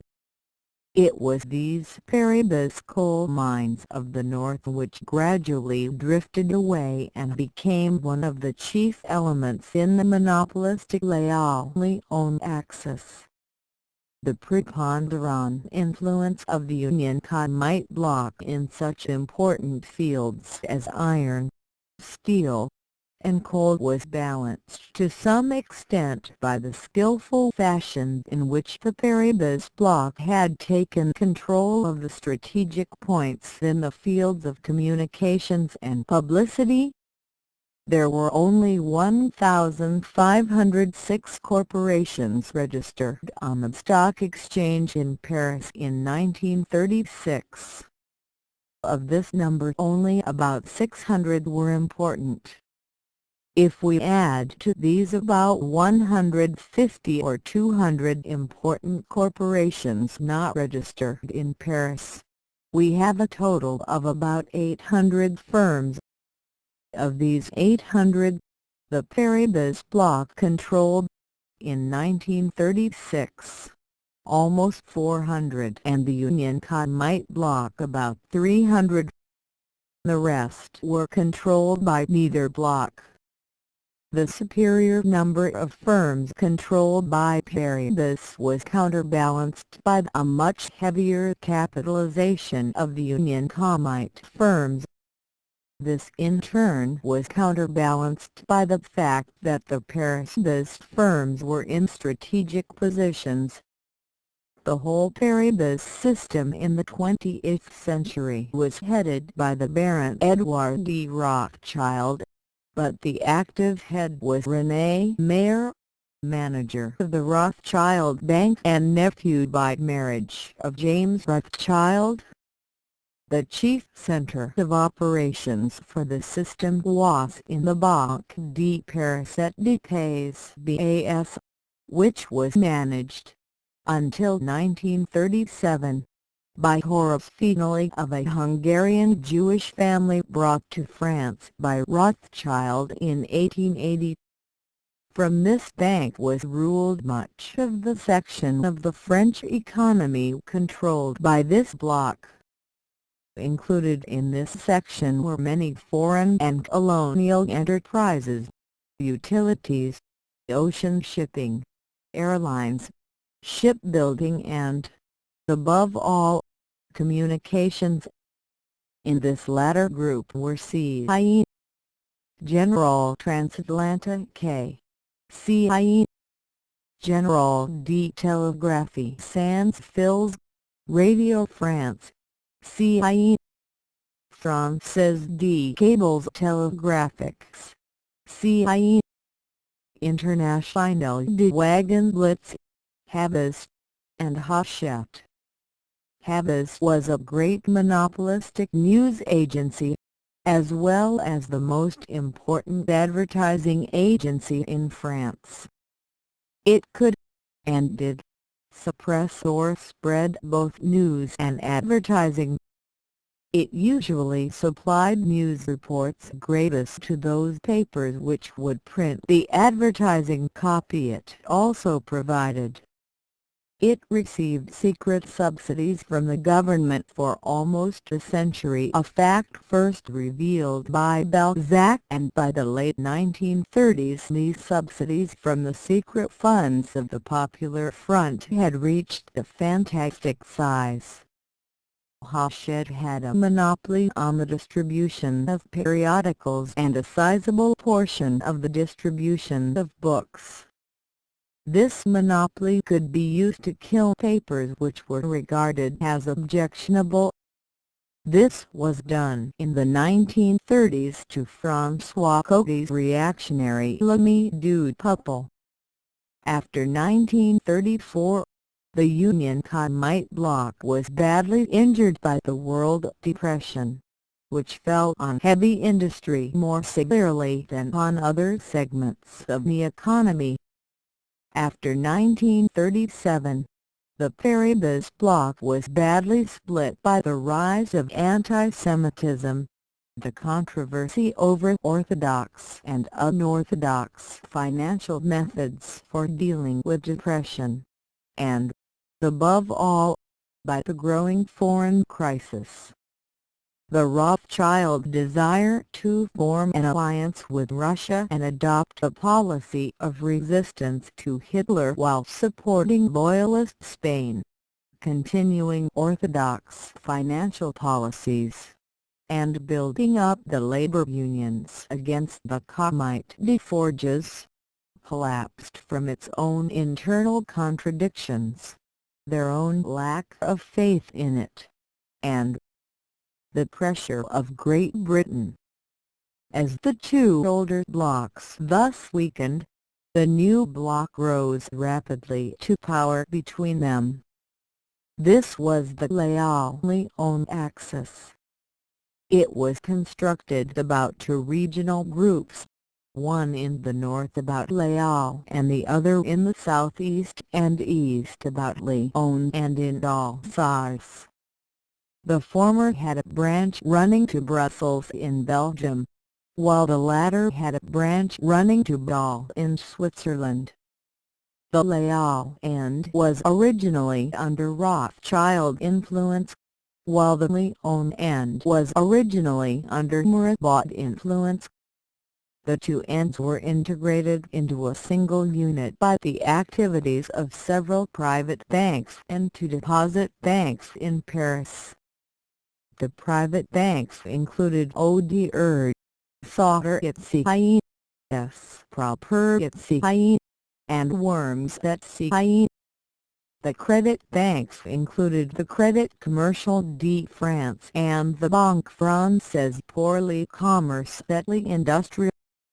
This Lyon axis was built up about for economic activities, electrical utilities, chemicals, artificial textiles, and light metals. These four were monopolistic and interrelated, chiefly for technological reasons. They were monopolistic either by nature public utilities or because they were based on narrowly controlled natural resources utilities and chemicals, or because they required large-scale operation utilizing by-products and affiliated activities for profitable operation utilities, chemicals, artificial textiles, and light metals, or because they required use of closely held patents, chemicals, artificial textiles, and light metals. These activities were interrelated for various reasons. The public utilities of the North were based on coal, while those of the Southeast were based on water power. The manufacture of light metals concentrated in the Southeast because of the available water power. These metals, chiefly aluminum, were made by electrolysis, which provided chemical byproducts. Thus the two light metals firms in France moved into the field of chemicals. The textile industry was already centered in the north about Les Halles and in the southeast about Lyon. When this textile industry turned to artificial fibers, it had to ally with chemical firms. This was easy because the chemical firms of the southeast were already in close contact with the textile firms of Lyon, chiefly the Gillot family, while the chemical firms of the north were already in close contact with the textile firms of the area, chiefly the Mott family and its relatives. These textile firms of the north already controlled, in cooperation with Barrabas, the richest coal mines of the area. These coal mines began to generate electric power at the mine, utilizing all byproducts for chemicals and artificial textiles. Since the textile families of the north like Mott were already related to the textile families of the southeast like Gillot by marriage and by trade associations, it was easy for the Lyon axis to grow up along these lines.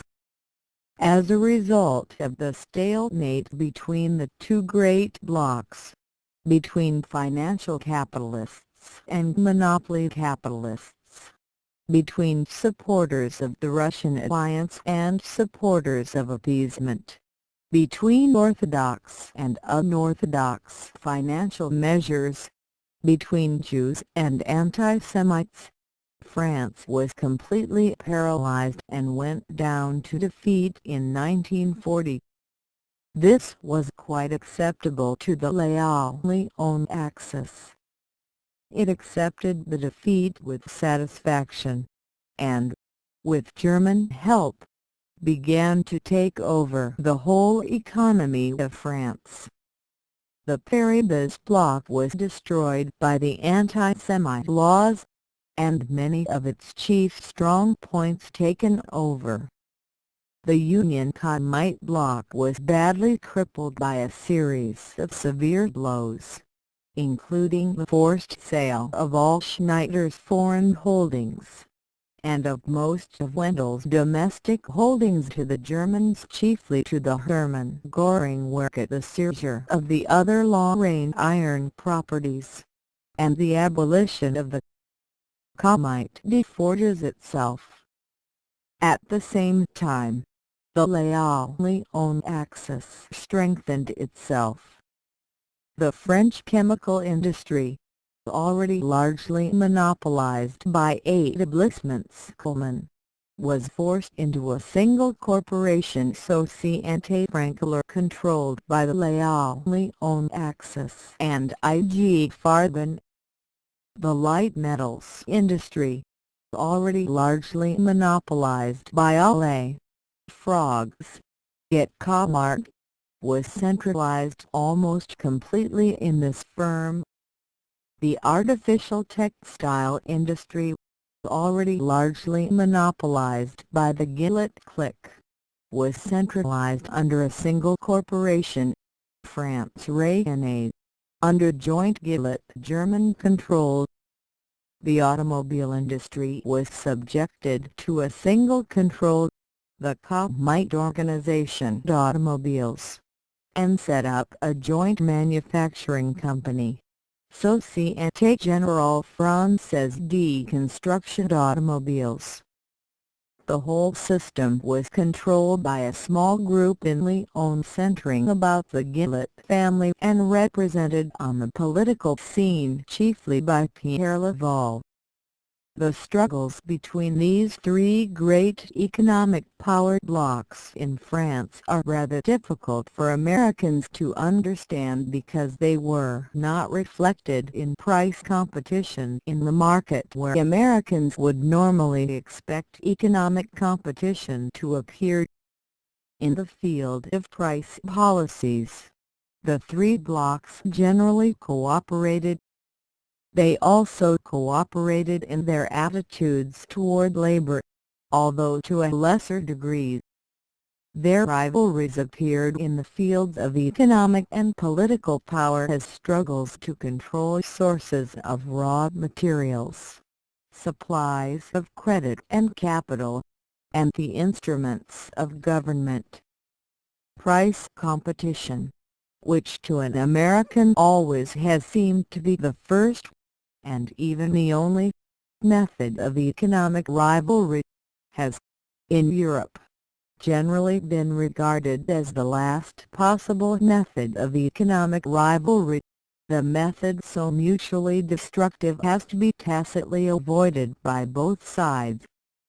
In fact, in France, as in most European countries, competing economic groups saw nothing inconsistent in joining together to use the power of the state to enforce joint policies of such groups toward prices and labor.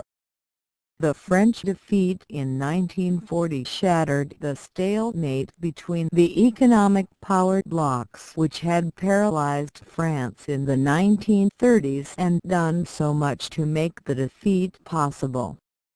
The two older blocs were disrupted under the German occupation and the Vichy regime, the Paribas bloc by the anti-Semitic laws and the Union Comite bloc because its holdings were desirable to the Germans and their French collaborators.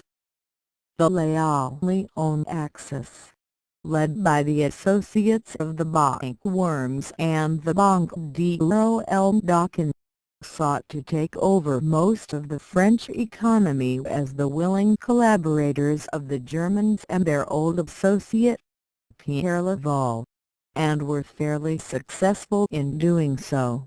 But the economic confusions of the occupation and the burden of the German occupation costs made it impossible to win any significant benefits from their position. Moreover, as collaborators with the Nazis, the Laon axis could not expect to survive the German defeat, and did not do so. Some of the personnel of Paribas have played a significant role in France since 1945, notably René Mayer, active head of the Rothschild family interests, who was Minister of Finance in the early post-war government.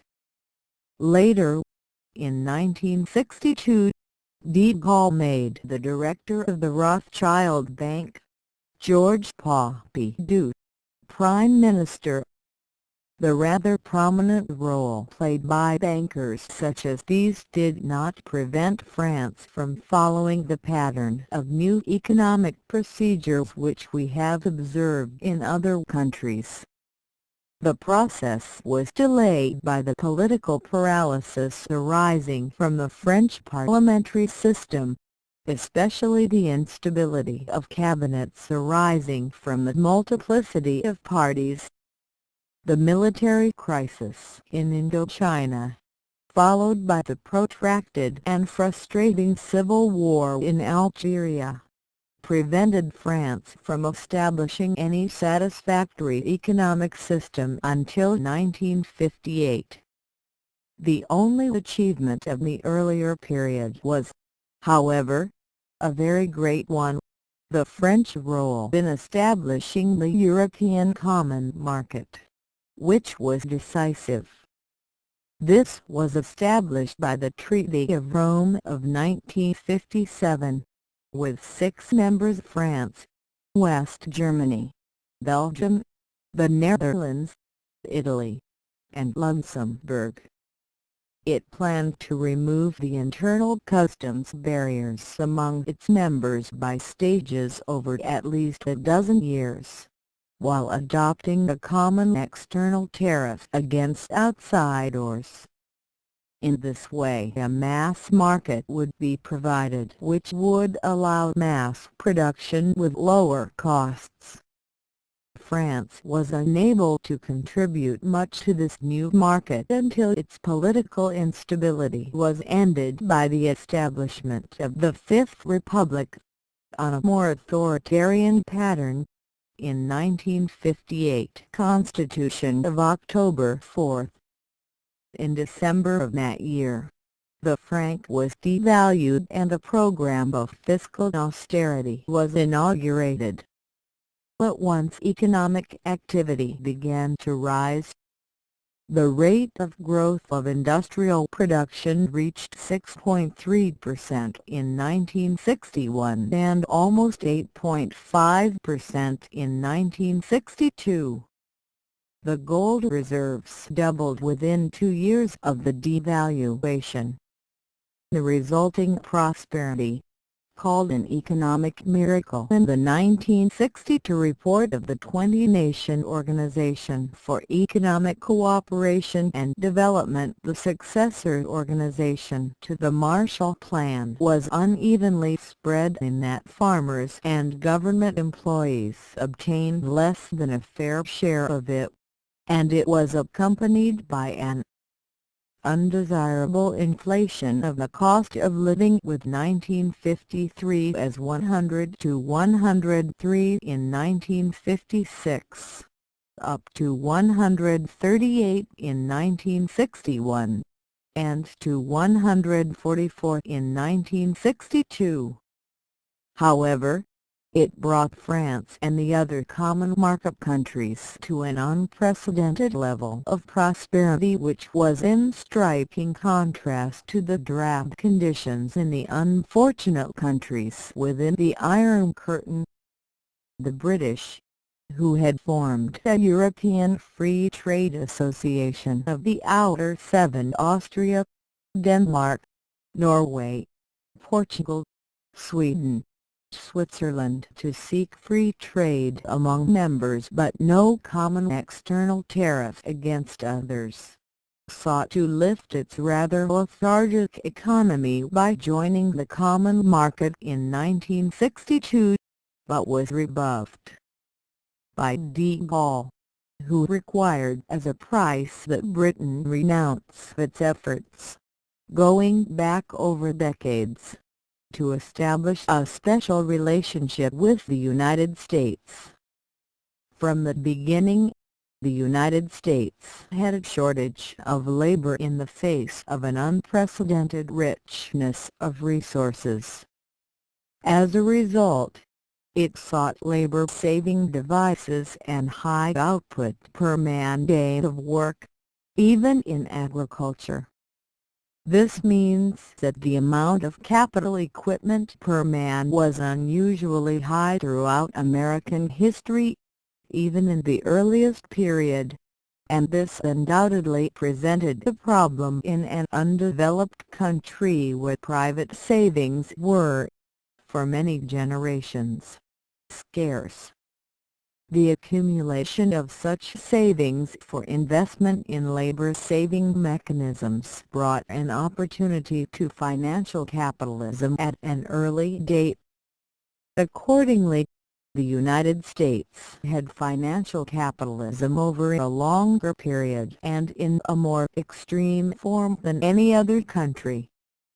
Moreover, the size of the country made the problem of transportation so acute that the capital necessary for the early canals, railroads, and iron industry was large and had to be found from sources other than local private persons. Much of it came from government subsidies or from foreign investors. It was observable as early as 1850 and had overseas connections which were still in existence in the 1930s.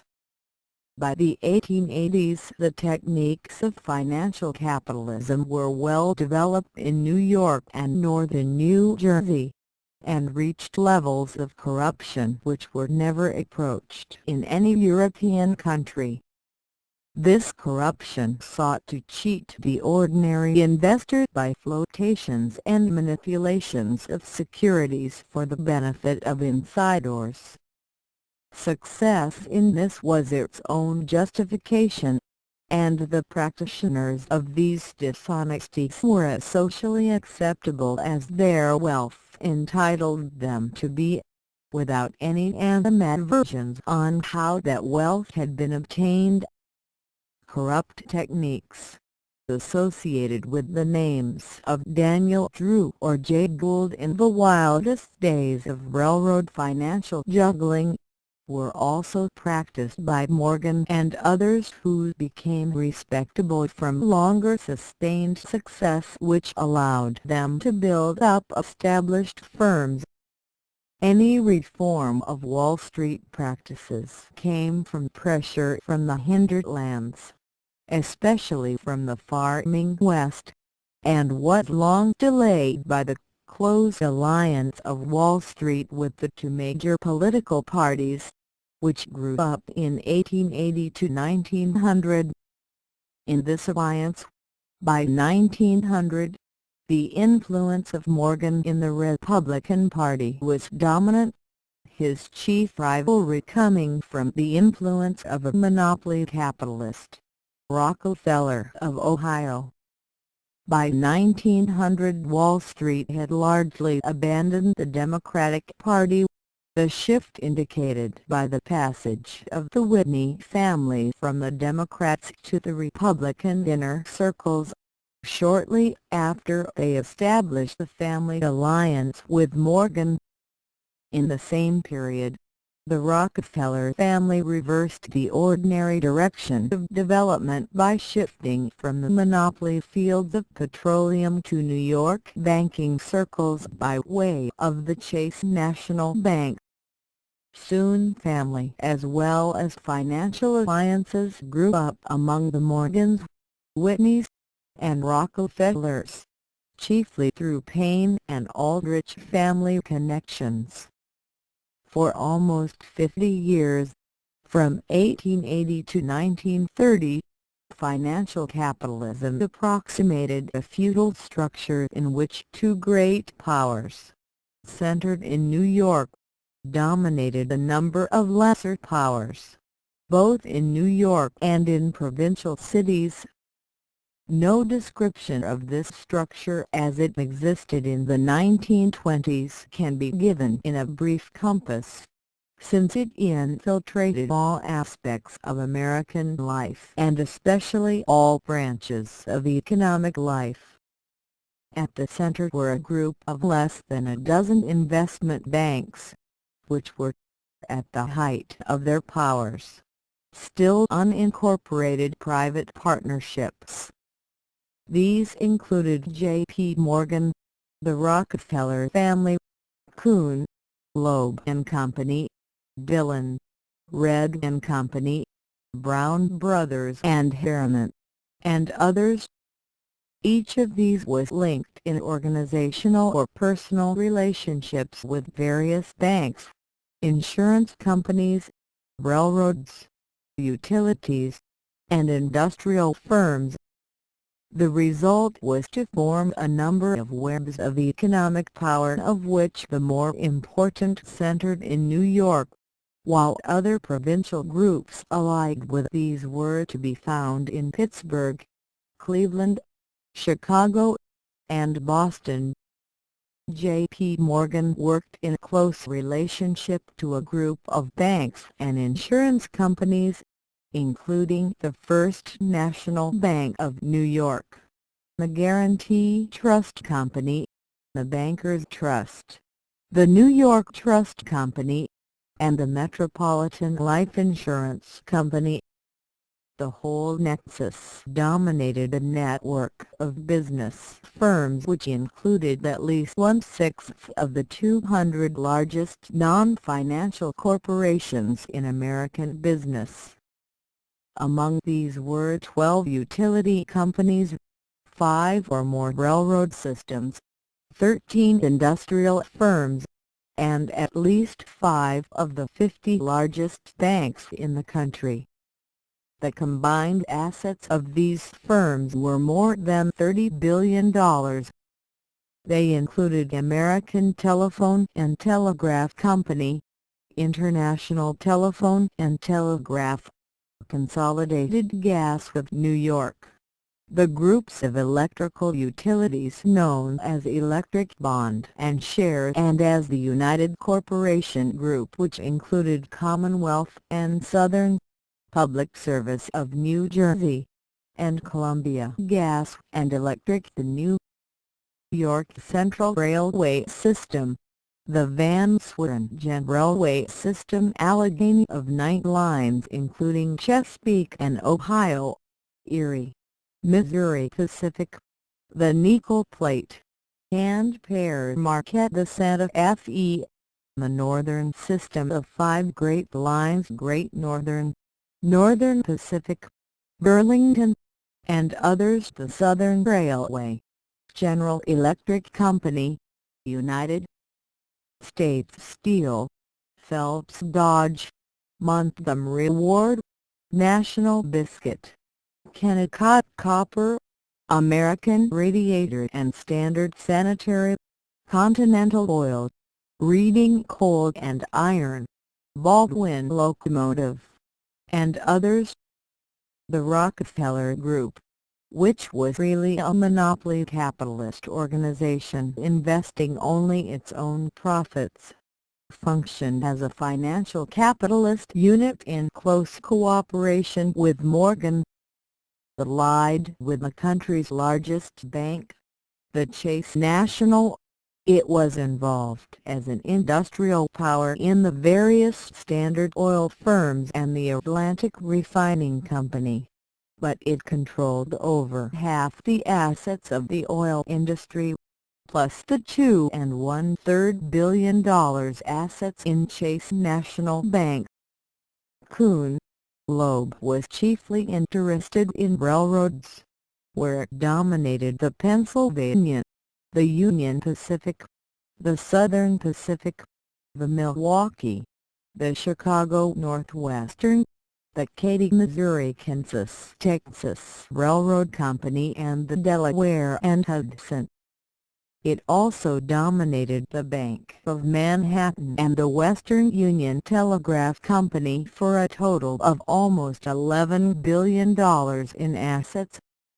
The Mellon Group, centered in Pittsburgh, dominated Gulf Oil, Koppers, Alcoa, Westinghouse Electric, Union Trust Company, the Mellon National Bank, Jones and Laughlin Steel, American Rolling Mill, Crucible Steel, and other firms for total assets of about $3.3 billion.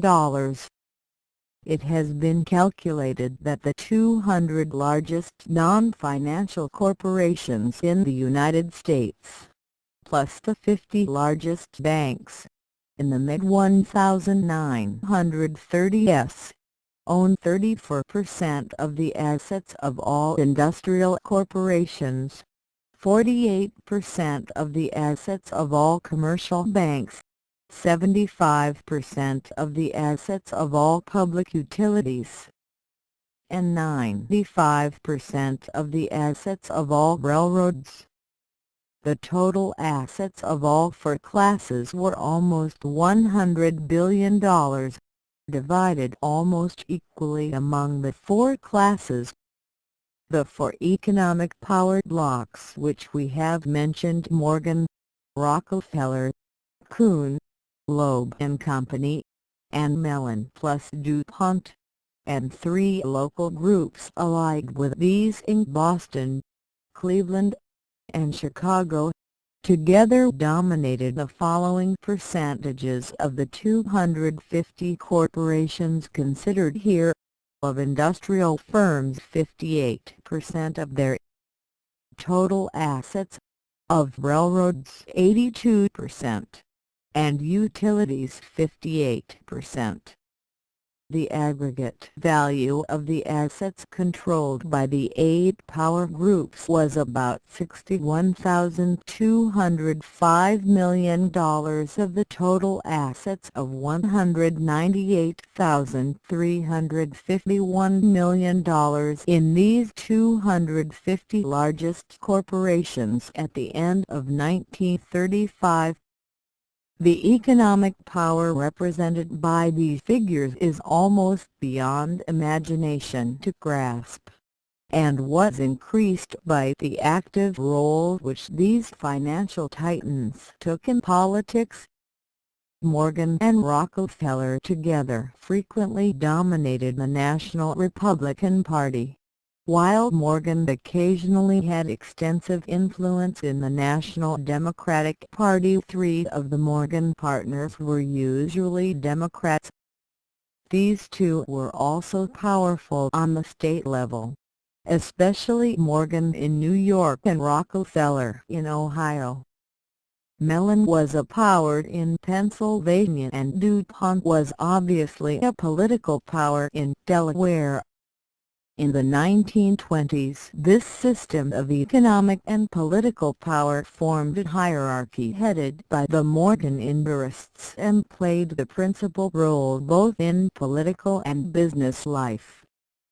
Morgan, operating on the international level in cooperation with his allies abroad, especially in England, influenced the events of history to a degree which cannot be specified in detail, but which certainly was tremendous. In the United States, however, the system of financial capitalism was much more protracted than in most foreign countries, and was not followed by a clearly established system of monopoly capitalism. This blurring of the stages was caused by a number of events, of which three should be mentioned. 1. The continued personal influence of many financiers and bankers. 2. The decentralized condition of the United States itself, especially the federal political system. And 3. The long-sustained political and legal tradition of anti-monopoly going back at least to the Sherman Antitrust Act of 1890. As a consequence, the United States did not reach a clearly monopolistic economy, and was unable to adopt a fully unorthodox financial policy capable of providing full use of resources. Unemployment, which had reached 13 million persons in 1933, was still at 10 million in 1940.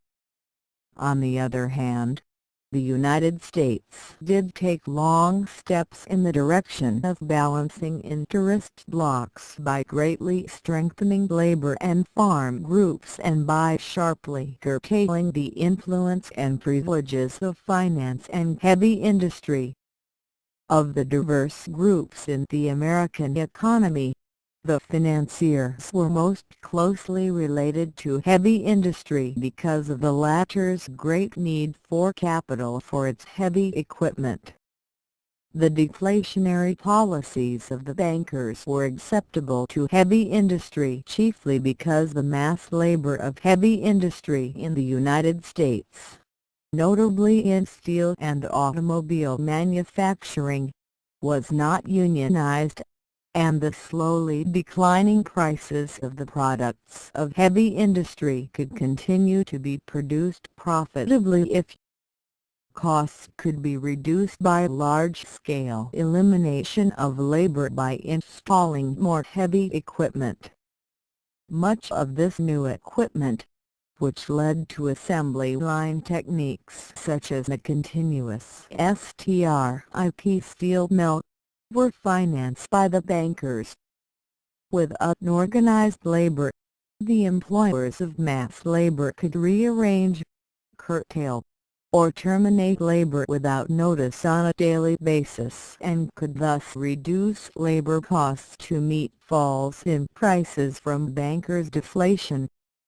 The fact that reductions in wages or large layoffs in mass employment industries also reduced the volume of purchasing power in the economy as a whole, to the injury of other groups selling consumers' goods, was ignored by the makers of heavy producers' goods.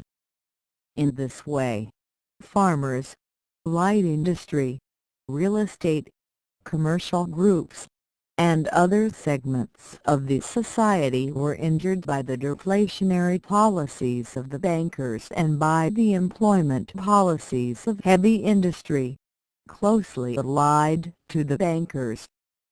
When these policies became unbearable in the Depression of 1929 to 1933, these other interest blocs, who had been traditionally Republican or at least, like the Western farmers, had refused to vote Democratic and had engaged in largely futile third-party movements, deserted the Republican Party, which remained subservient to high finance and heavy industry.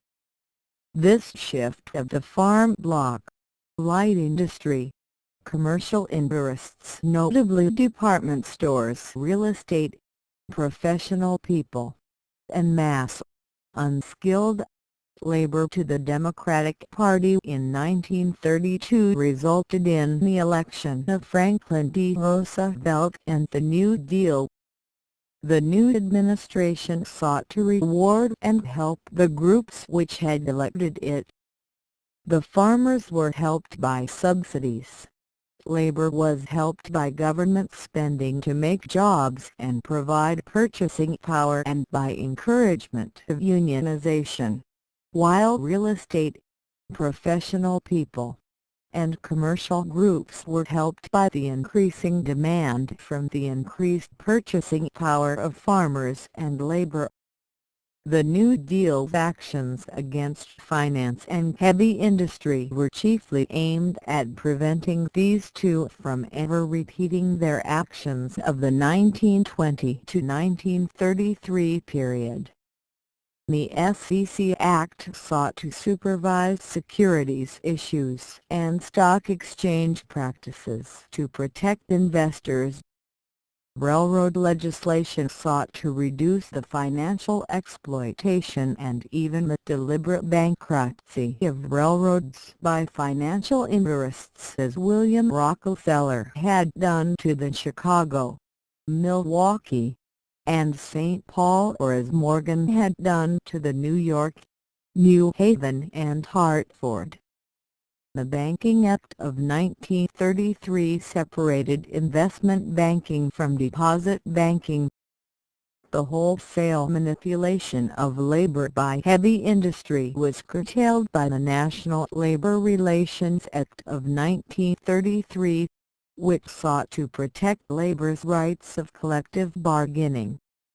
At the same time, with the blessings of the new administration, the drive was made by labor groups allied with it to unionize the masses of unskilled labor employed by heavy industry to prevent the latter from adopting any policy of mass layoffs or sharp and sudden wage reductions in any future period of decreasing demand.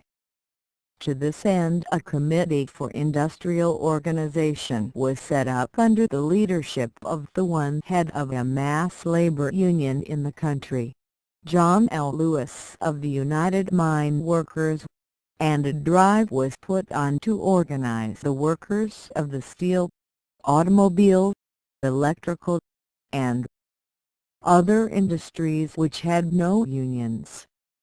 All this served to create more highly organized and more self-conscious interest blocs in American life, especially among farmers and labor, but it did not represent any victory for unorthodox financing, the real key to either monopoly capitalism or to a managed pluralist economy. The reason for this was that the New Deal, because of President Roosevelt, was fundamentally orthodox in its ideas on the nature of money. Roosevelt was quite willing to unbalance the budget and to spend in a depression in an unorthodox fashion because he had grasped the idea that lack of purchasing power was the cause of the lack of demand, which made unsold goods and unemployment. and had quite orthodox ideas on the nature of money. As a result, his administration treated the symptoms rather than the causes of the depression, and, while spending unorthodoxly to treat these symptoms, did so with money borrowed from the banks in the accepted fashion. The New Deal allowed the bankers to create the money, borrowed it from the banks, and spent it. This meant that the New Deal ran up the national debt to the credit of the banks, and spent money in such a limited fashion that no drastic re-employment of idle resources was possible. One of the most significant facts about the New Deal was its orthodoxy on money. For the whole 12 years he was in the White House, Roosevelt had statutory power to issue fiat money in the form of greenbacks printed by the government without recourse to the banks. This authority was never used. As a result of such orthodoxy, the Depression's symptoms of idle resources were overcome only when the emergency of the war in 1942 made it possible to justify a limitless increase in the national debt by limitless borrowing from private persons and the banks. But the whole episode showed the failure to grasp the nature of money and the function of the monetary system, of which considerable traces remained in the post-war period. One reason for the New Deal's readiness to continue with an orthodox theory of the nature of money, along with an unorthodox practice in its use, arose from the failure of the Roosevelt administration to recognize the nature of the economic crisis itself. This failure can be seen in Roosevelt's theory of pump priming. He believed, as did his Secretary of the Treasury, that there was nothing structurally wrong with the economy, that it was simply temporarily stalled, and would keep going of its own powers if it could be restarted. In order to restart it, all that was needed, in New Deal theory, was a relatively moderate amount of government spending on a temporary basis. This would create purchasing power demand for consumers' goods, which, in turn, would increase the confidence of investors who would begin to release large unused savings into investment. This would, again, create additional purchasing power and demand, and the economic system would take off of its own power. The curtailment of the powers of finance and heavy industry would then prevent any repetition of the collapse of 1929. The inadequacy of this theory of the Depression was shown in 1937 when the New Deal, after 4 years of pump priming and a victorious election in 1936, stopped its spending. Instead of taking off, the economy collapsed in the steepest recession in history. The New Deal had to resume its treatment of symptoms, but now the spending program could never be ended, since the administration lacked the determination to reform the system or to escape from borrowing bank credit with its mounting public debt, and the administration decided not to adopt a really large-scale spending necessary to give full employment of resources. The administration was saved from this impasse by the need for the rearmament program followed by the war.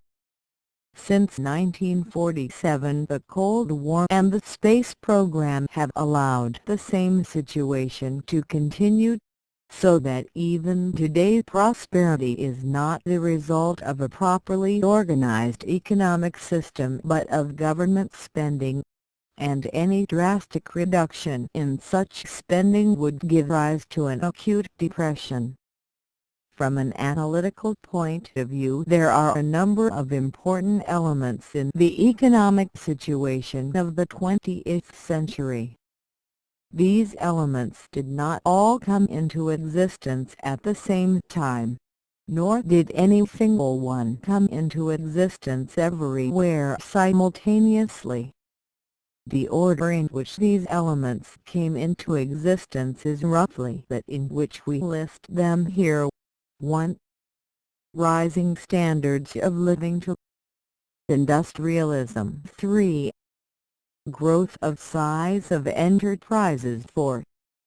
Dispersal of ownership of enterprises. 5. Separation of control from ownership. 6. Concentration of control. 7. Decline of competition. 8. Increasing disparity in the distribution of incomes. 9. Declining rate of expansion leading to crisis. Rising standards of living. A rise in the general or average standard of living in modern times is obvious and, with intermittent breaks, goes back for 1,000 years. Such progress is welcome, but it obviously brings with it certain accompanying factors which must be understood and accepted. The rising standard of living, except in its earliest stages, does not involve any increase in consumption of necessities but instead involves an increase in the consumption of luxuries, even to the point of replacing basic necessities by luxuries. As average incomes rise, people do not, after a certain level, eat more and more black bread, potatoes, and cabbage, or wear more and more clothing. Instead, they replace black bread with wheaten bread and add meat to their diet and replace coarse clothing by finer apparel. They shift their emphasis from energy foods to protective foods. This process can be continued indefinitely. The number of students have divided goods from this point of view into 3 levels: A. Necessities, B. Industrial products, and C. Luxuries and services. The first would include food and clothing. The second would include railroads, automobiles, and radios. The third would include movies, books, amusements, yachts, leisure, music, philosophy, and so on. Naturally, the dividing lines between the 3 groups are very vague, and the position of any particular item will vary from society to society and even from person to person. As standards of living rise, decreasing proportions of attention and resources are devoted to primary or secondary types of products, and increasing proportions to secondary and tertiary types of products. This has very important economic consequences. It means that luxuries tend to become relatively more important than necessities. It also means that attention is constantly being shifted from products for which the demand is relatively inelastic to products for which the demand is relatively elastic, that is, expansible. There are exceptions to this. For example, housing, which is obviously a necessity, is a product for which demand is fairly elastic and might continue to be so until most persons lived in palaces. But, on the whole, the demand for necessities is less elastic than the demand for luxuries. The rising standard of living also means an increase in savings or accumulation of surplus out of all proportion to the rise in incomes. It is a fairly general rule both for societies and for individuals that savings go up faster than incomes as the latter rise, if for no other reason than the fact that a person with an adequate supply of necessities will take time to make up his mind on which luxuries he will expend any increase in income.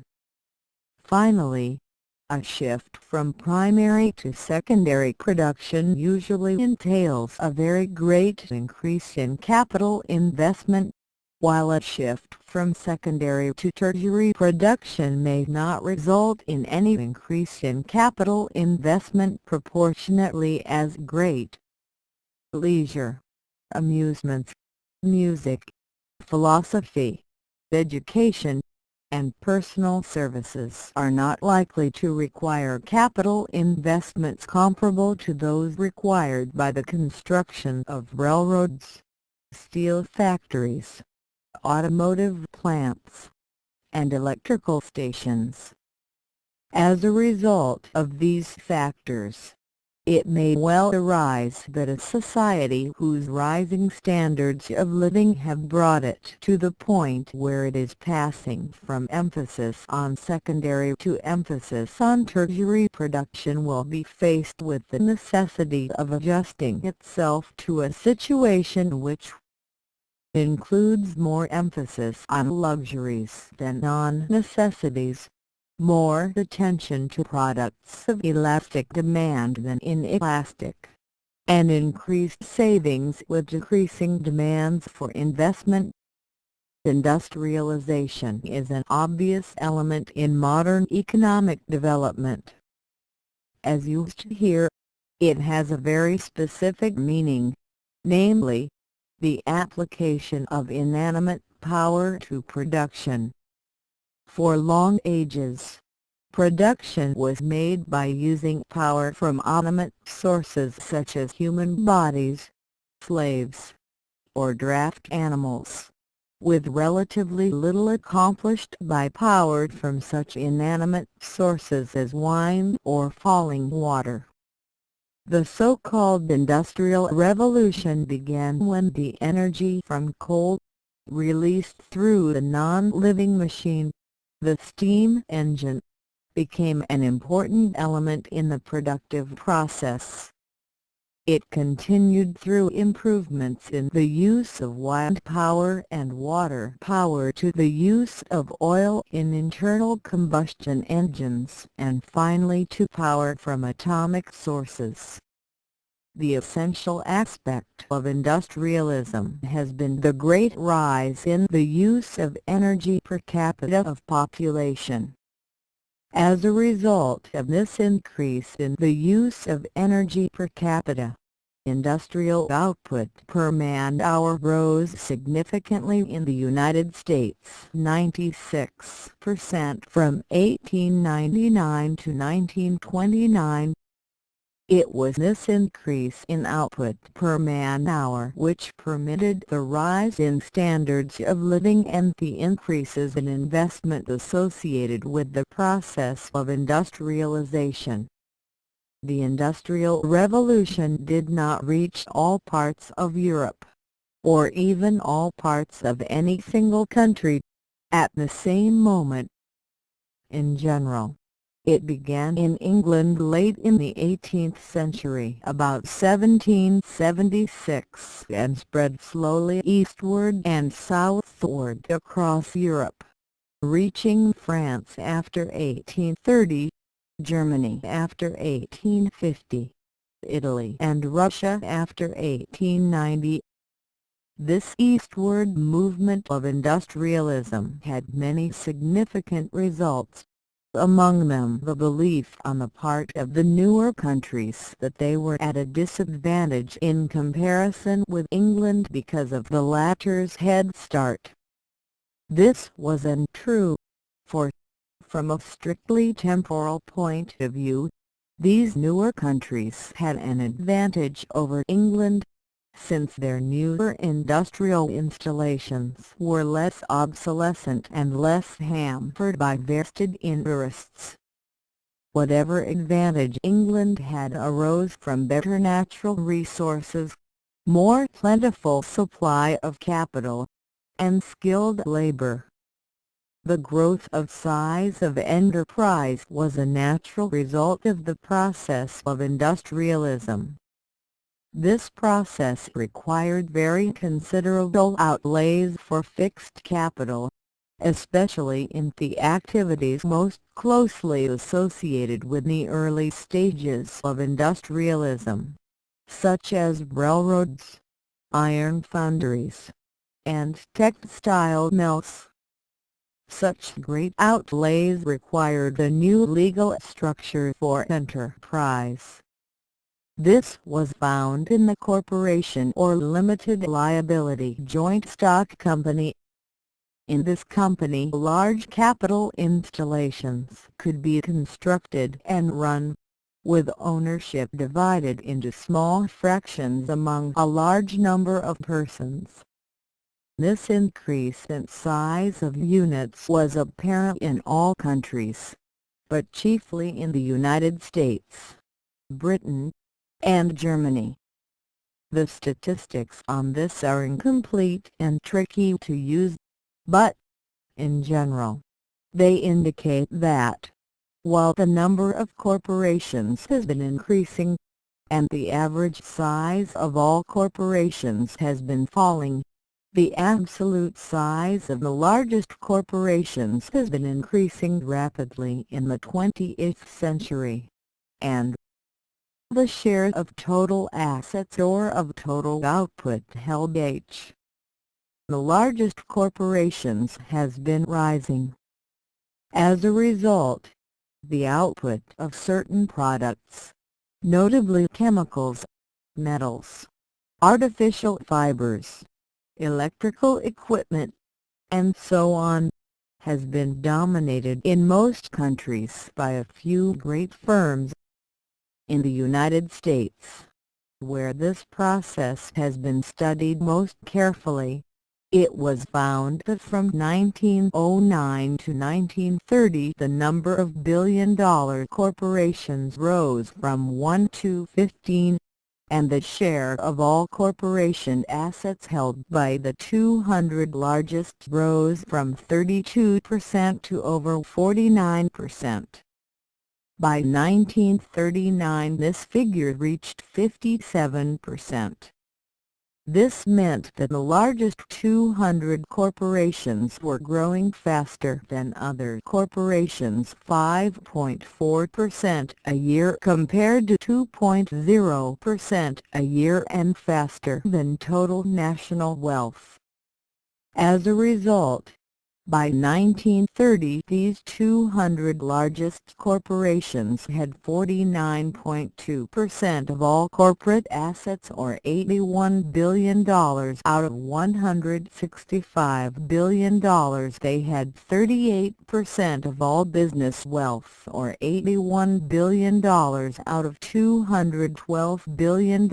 They held 22% of all wealth in the country or $81 billion out of $367 billion. In fact, in 1930, a single corporation, American Telephone and Telegraph, had greater assets than the total wealth in 21 states. No such figures are available for European countries, but there can be no doubt that similar growth was taking place in most of them during this period.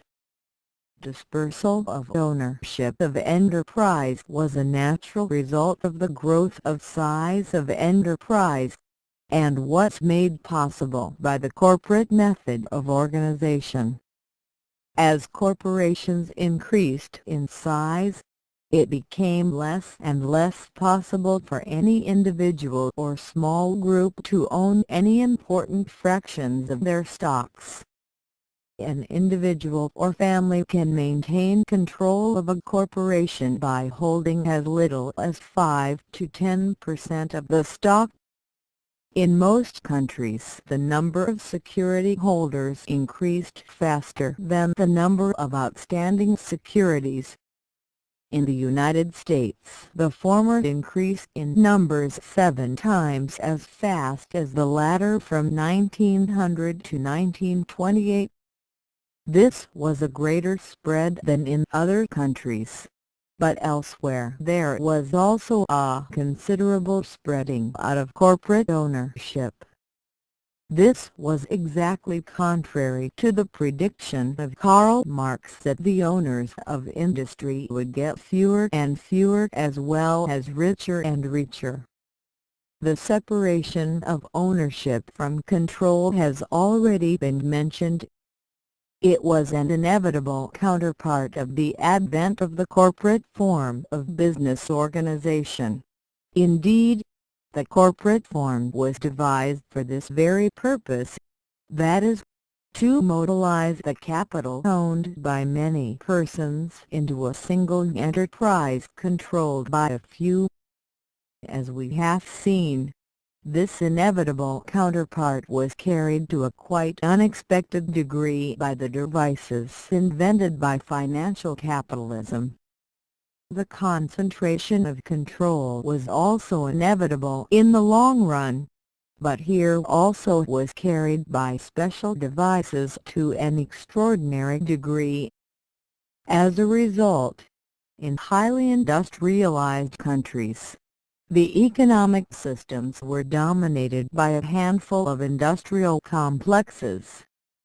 The French economy was dominated by three powers: Rothschild, Meyerbeer, and Schneider. The German economy was dominated by two IG Farben and Stahl. Work at the United States was dominated by two Morgan and Rockefeller.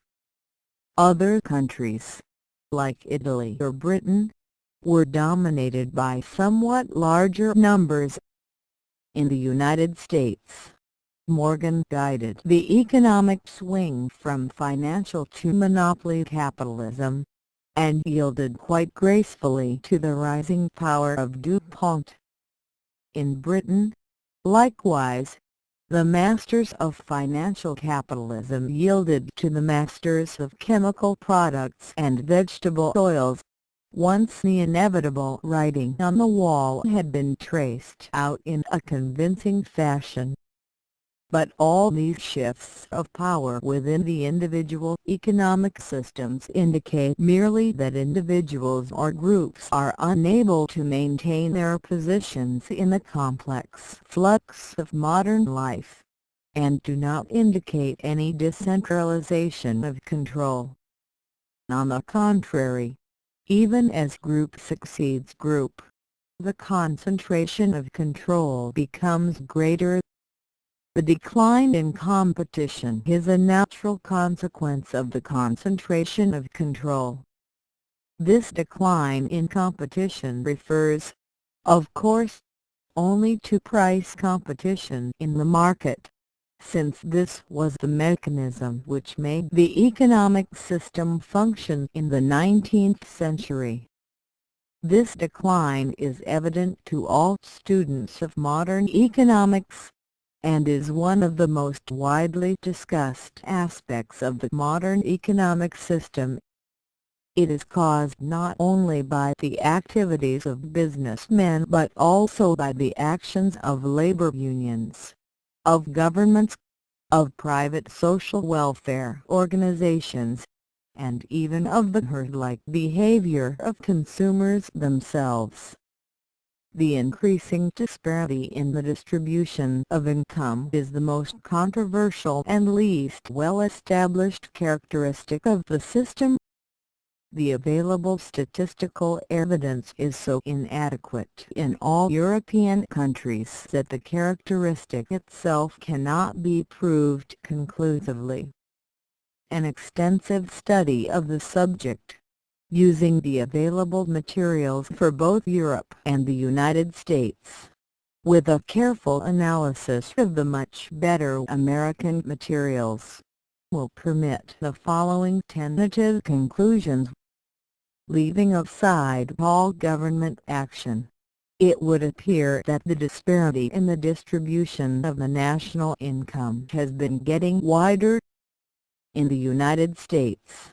For example, according to the National Industrial Conference Board, the richest one-fifth of the population received 46.2% of the national income in 1910, 51.3% in 1929, and 48.5% in 1937.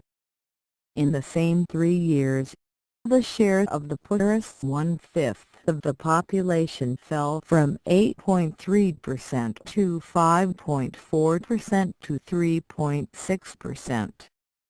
Thus the ratios between the portion obtained by the richest one-fifth and that obtained by the poorest one-fifth increased in these 3 years from 5.6 to 9.3 to 13.5.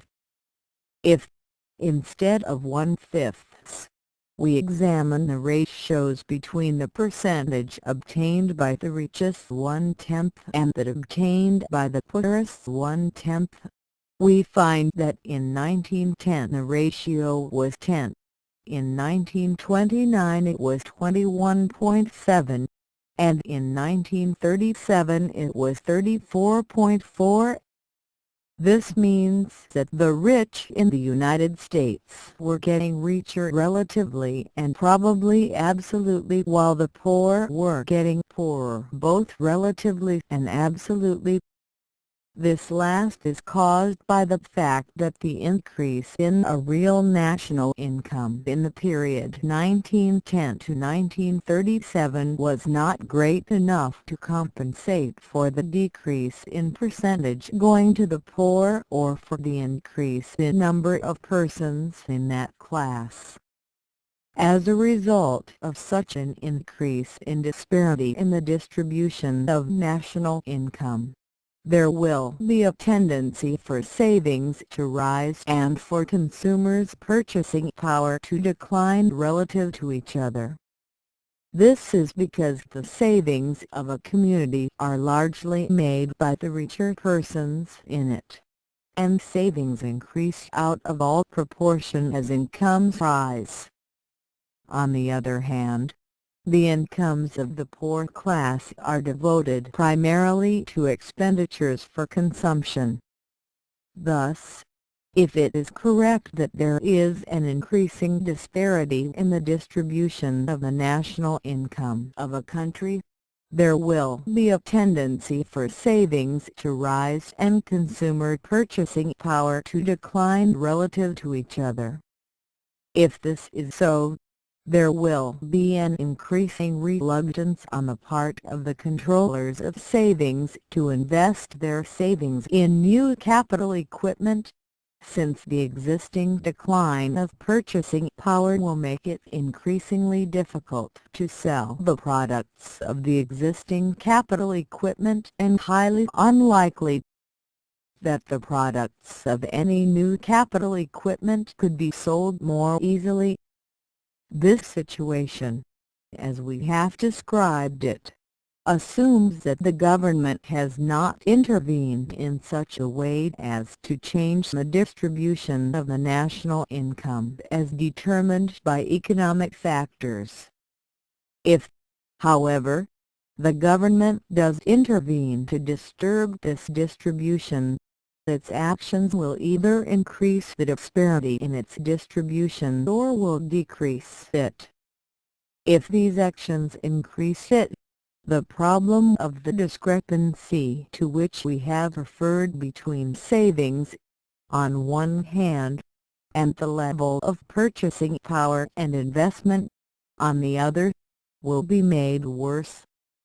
If, on the other hand, the government adopts a program which seeks to reduce the disparity in the distribution of the national income, by, for example, adopting a program of taxation which reduces the savings of the rich while increasing the purchasing power of the poor, the same problem of insufficient investment will arise. Such a tax program as we have described would have to be based on a graduated income tax, and, because of the concentration of saving in the upper income brackets, would have to be carried to such a sharp degree of graduation that the taxes of the very rich would be rapidly approaching the level of confiscation. This would, as the conservatives say, kill incentive. Of this there can be no doubt, for any person with an income already large enough to satisfy his consumers' wants will be very unlikely to possess any incentive to invest if each dollar of profit made from such investment is to have all but a few cents of its value taken by the government in the form of taxation. In this way, the problem of increasing disparity in the distribution of national income leads to a single result: decline of investment relative to savings, whether the situation is less subject to purely economic factors or the government takes steps to decrease the disparity. The only difference is that, in the one case, the decline in investment may be attributed to a leak of consumer purchasing power, while, in the other case, it may be attributed to a killing of incentive by government action. Thus, we see that the controversy which has raged in both Europe and America since 1932 between progressives and conservatives in regard to the causes of the lack of investment is an artificial one. The progressives, who insisted that the lack of investment was caused by lack of consumer purchasing power, were correct.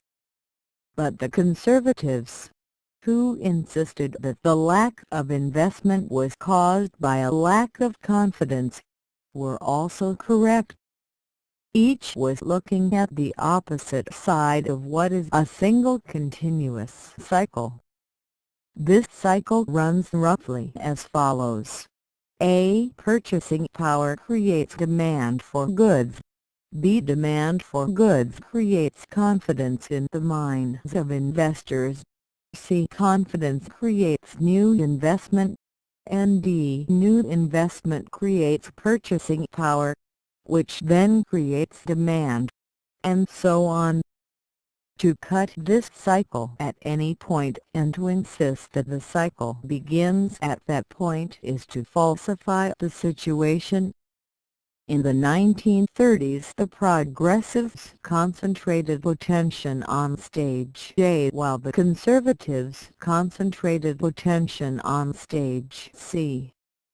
The progressives, who sought to increase purchasing power by some redistribution of the national income, undoubtedly did increase purchasing power under stage A, but they lost purchasing power under stage C by reducing confidence of potential investors.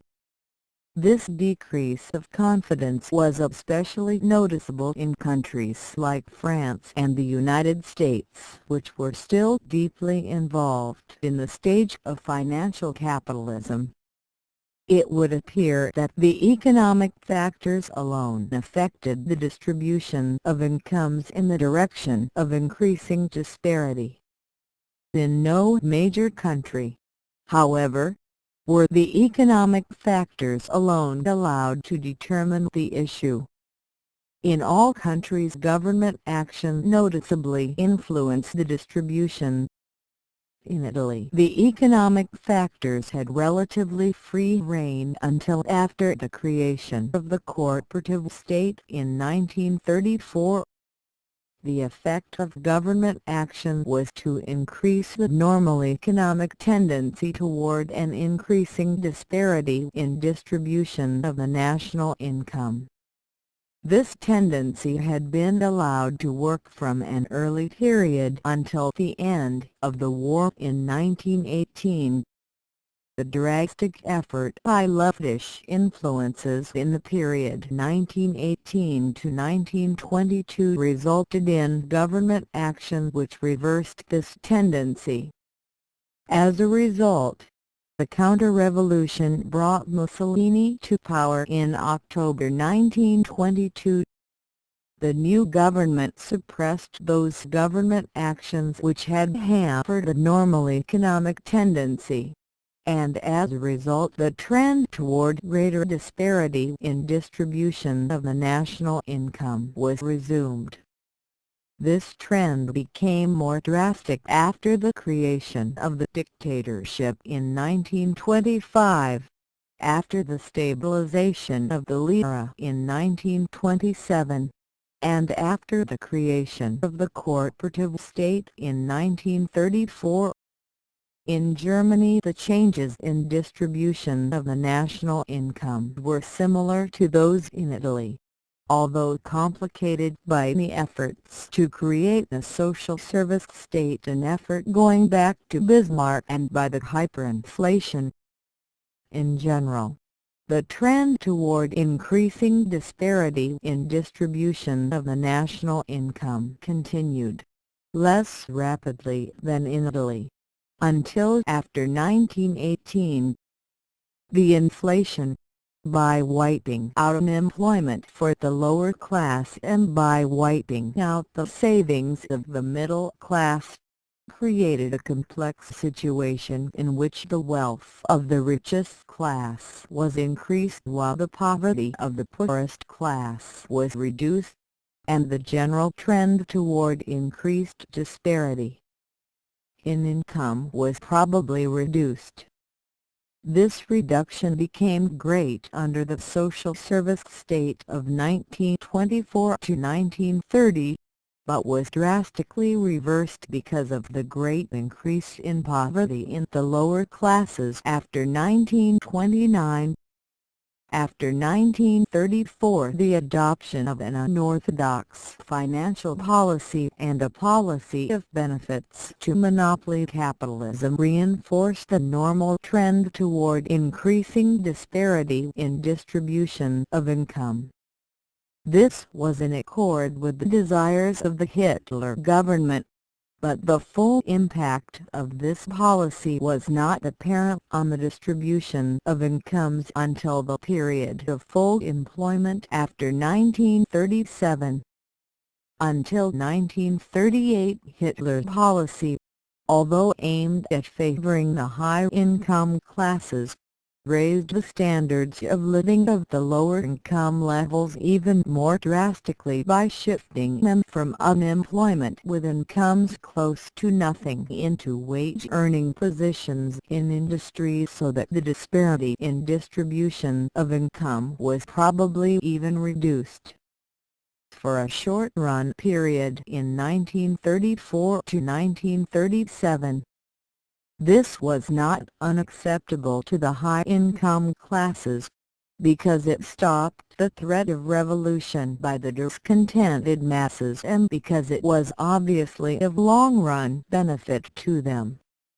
This long-run benefit began to appear when capacity employment of capital and labor was achieved in 1937. The continuance of the policy of rearmament after 1936 increased the incomes of the high-income groups while decreasing the incomes of the lower-income groups, and thus served, from 1937 onward, to reinforce the normal economic tendency toward an increasing disparity in the distribution of incomes. This, of course, is one of the essential features of a fascist government, and is obvious not only in Germany since 1937, in Italy since 1927, but also in Spain since 1938. In France and Britain, the trend toward increasing disparity in the distribution of incomes was reversed in recent decades, although in Britain before 1945 and in France before 1936 there was no conscious effort to achieve this result. In France, disparity increased until 1913, and decreased chiefly because of the increasing power of labor unions and actions of the government. The inflation and resulting devaluation badly injured the incomes of the possessing class, so that the disparity became less dispersed, but the whole level of living standards was declining, savings were declining, and investment was decreasing more rapidly than either. This process became worse after the Depression hit France about 1931 and even worse after the Popular Front adopted its welfare program in 1936. This decline of the general economic level continued quite steadily except for a brief revival after 1938. But the disparity in the distribution of incomes very likely became greater in 1940 to 1942. In Britain the disparity became greater, but at a slower rate because of labor unions until the First World War, and then almost stabilized, increasing only slightly because of the severe efforts made in Britain to pay for much of the war's cost by taxation. The decrease in upper-level incomes by taxation, however, was more than overcome by the decrease in lower-level incomes from unemployment. This static condition of the disparity in distribution of the national income doubtless continued until after 1931. Since this last date the situation is confused. The revival of prosperity and the rapid development of new lines of activity combined with the peculiarities of the incidence of British taxation have likely reduced the disparity, but, until 1943, not by anything approaching the degree which one might expect from a first glance at the problem. Since 1943 and especially since 1946 the tax schedule and the government's social welfare program have drastically reduced the disparity in distribution of income and have also cut investment and even savings by private sources to a considerable degree. It would seem that in the 20th century the disparity in the distribution of national income, which had been increasing for generations, slowed down and reversed as a result of government activities. This turning point appeared in different countries at different dates, probably earliest in Denmark and France, later in Germany and Italy, latest in Britain and Spain. In France and Britain the tendency was reversed by the action of the government, but in a hesitant fashion which was not able, in any decisive way, to overcome the sag in private enterprise by any upswing in government enterprise. In Germany, Italy, and Spain the governments fell into the hands of the possessing classes, and the desires of the peoples of these countries for a more equitable distribution of incomes were frustrated. In all three types of conditions, there was a decline in real economic progress until after 1950. A declining rate of economic expansion is the last important characteristic of the economic system of Europe in the present century up to 1950. This decline resulted almost inevitably from the other characteristics which we have already discussed. It varied from country to country, the countries of Eastern Europe suffering less than those of Western Europe on the whole, but chiefly because their previous rate of progress had been so much lower. The causes of this decline are basically to be found in a relative increase in the power of the vested interests within the community to defend the status quo against the efforts of the progressive and enterprising members of the community to change it.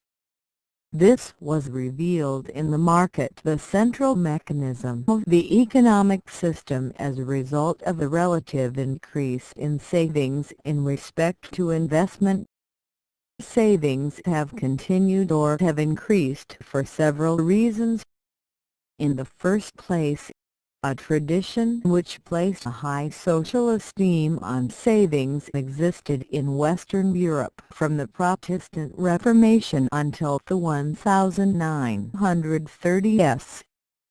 In the second place, there had grown up established institutionalized savings organizations like insurance companies. In the third place, the rising standards of living increased savings even more rapidly. In the fourth place, the increasing disparity in the distribution of incomes increased savings. In the fifth place, the increase in size of enterprises and the separation of ownership from control acted to increase the amount of corporate savings, undistributed profits. On the other hand, the inclination to invest did not rise so rapidly as savings, or even decreased. Here, again, the reasons are numerous.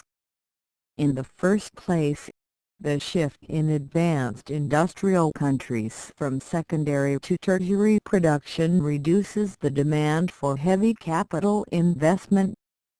In the second place, declining rates of population increase and geographic expansion may adversely affect the demand for investment. In the third place, the increasing disparity in the distribution of incomes, whether it is counteracted by government action or not, has a tendency to reduce the demand for investment capital. In the fourth place, the decrease in competition has served to reduce the amount of investment by making it possible for the controllers of existing capital to maintain its value by curtailing the investment of new capital, which would make the existing capital less valuable. This last point may require additional explanation. In the past, investment was not only capital creating but also capital destroying. That is, it made some existing capital worthless by making it obsolete. The creation by investment, for example, of shipyards for making iron hull steam vessels not only created this new capital but at the same time destroyed the value of the existing yards equipped to make wooden hull sailing ships. In the past, new investment was made in only one of two cases. If an old investor believed that the new capital would yield sufficient profit to pay for itself and for the old investment now made obsolete, or B, if the new investor was completely free of the old one, so that the latter could do nothing to prevent the destruction of his existing capital holdings by the new investor. Both of these two alternatives, in the 20th century, tended to become less likely until 1950, the former by the decline in consumer purchasing power and the latter by the decrease in competition. The way in which the relative decline of investment in respect to savings results in economic crisis is not difficult to see. In the modern economic community, the sum total of goods and services appearing in the market is at one and the same time the income of the community and the aggregate cost of producing the goods and services in question. The sums expended by the entrepreneur on wages, rents, salaries, raw materials, interest, lawyers' fees, and so on, represent costs to him and income to those who receive them. His own profits also enter the picture, since they are his income and the cost of persuading him to produce the wealth in question. The goods are offered for sale at a price which is equal to the sum of all costs including profits. In the community as a whole, aggregate costs, aggregate incomes, and aggregate prices are the same, since they are merely opposite sides of the identical expenditures. The purchasing power available in the community is equal to income minus savings. If there are any savings, the available purchasing power will be less than the aggregate prices being asked for the products for sale and by the amount of the savings. Thus, all the goods and services produced cannot be sold as long as savings are held back.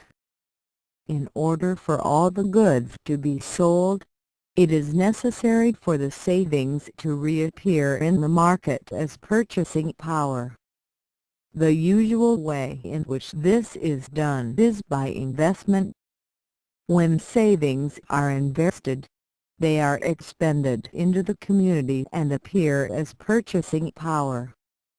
Since the capital good made by the process of investment is not offered for sale to the community, the expenditures made by its creation appear completely as purchasing power. Thus, the disequilibrium between purchasing power and prices in which was created by the act of saving is restored completely by the act of investment, and all the goods can be sold at the prices asked. But whenever investment is less than savings, the available supply of purchasing power is inadequate by the same amount to buy the goods being offered. This margin by which purchasing power is inadequate because of an excess of savings over investment may be called the deflationary gap. This deflationary gap is the key to the 20th century economic crisis and one of the three central cores of the whole tragedy of the century. The deflationary gap arising from a failure of investment to reach the level of savings can be closed either by lowering the supply of goods to the level of the available purchasing power or by raising the supply of purchasing power to a level able to absorb the existing supply of goods, or by a combination of both. The first solution will give a stabilized economy on a low level of economic activity. The second will give a stabilized economy on a high level of economic activity. Left to itself, the economic system under modern conditions would adopt the former procedure. This would work roughly as follows. The existence of the deflationary gap, that is, available purchasing power less than aggregate prices of available goods and services, will result in falling prices, declining economic activity, and rising unemployment. All this will result in a fall in national income, and this in turn will result in an even more rapid decline in the volume of savings. This decline continues until the volume of savings reaches the level of investment, at which point the fall is arrested and the economy becomes stabilized at a low level. As a matter of fact, this process did not work itself out in any industrial country during the Great Depression of 1929 to 1934. because the disparity in the distribution of the national income was so great that a considerable portion of the population would have been driven to zero incomes and absolute want before the savings of the richer segment of the population fell to the level of investment. Moreover, as the Depression deepened, the level of investment declined even more rapidly than the level of savings. There can be little doubt that under such conditions the masses of the population would have been driven to revolution before the automatic economic factors were able to stabilize the economy, and the stabilization, if reached, would have been on a level so low that a considerable portion of the population would have been in absolute want. Because of this, in every industrial country, governments took steps to arrest the course of the Depression before their citizens were driven to desperation. The methods used to deal with the Depression and close the deflationary gap were of many different kinds, but all are reducible to two fundamental types: A. Those which destroy goods, and B. Those which produce goods which do not enter the market. The destruction of goods will close the deflationary gap by reducing the supply of unsold goods through lowering the supply of goods to the level of the supply of purchasing power. It is not generally realized that this method is one of the chief ways in which the gap is closed in a normal business cycle. In such a cycle, goods are destroyed by the simple expedient of not producing the goods which the system is capable of producing. The failure to use the economic system at the 1929 level of output during the years 1930 to 1934 represented a loss of goods worth $100 billion in the United States, Britain, and Germany alone. This loss was equivalent to the destruction of such goods. Destruction of goods by failure to gather the harvest is a common phenomenon under modern conditions, especially in respect to fruits, berries, and vegetables. When a farmer leaves his crop of oranges, peaches, or strawberries unharvested because the selling price is too low to cover the expense of harvesting, he is destroying the goods. Outright destruction of goods already produced is not common, and occurred for the first time as a method of combating depression in the years 1930 to 1934. During this period, stores of coffee, sugar, and bananas were destroyed, corn was plowed under, and young livestock was slaughtered to reduce the supply on the market. This destruction of goods in warfare is another example of this method of overcoming deflationary conditions in the economic system. The second method of filling the deflationary gap, namely, by producing goods which do not enter the market, accomplishes its purpose by providing purchasing power in the market, since the costs of production of such goods do enter the market as purchasing power, while the goods themselves do not drain funds from the system if they are not offered for sale. New investment was the usual way in which this was accomplished in the normal business cycle, but it is not the normal way of filling the gap under modern conditions of depression. We have already seen the growing reluctance to invest and the unlikely chance that the purchasing power necessary for prosperity will be provided by a constant stream of private investment. If this is so, the funds for producing goods which do not enter the market must be sought in a program of public spending. Any program of public spending at once runs into the problems of inflation and public debt. These are the same two problems which were mentioned in an earlier chapter in connection with the efforts of governments to pay for the First World War. The methods of paying for a depression are exactly the same as the methods of paying for a war, except that the combination of methods used may be somewhat different because the goals are somewhat different. In financing the war, we should seek to achieve the method which will provide a maximum of output with a minimum of inflation and public debt. In dealing with the depression, since the chief aim is to close the deflationary gap, the goal will be to provide the maximum of output with a necessary degree of inflation and a minimum of public debt. Thus, the use of fiat money is more justifiable in financing the depression than in financing the war. Fiat money without gold and silver backing should not be used to finance either.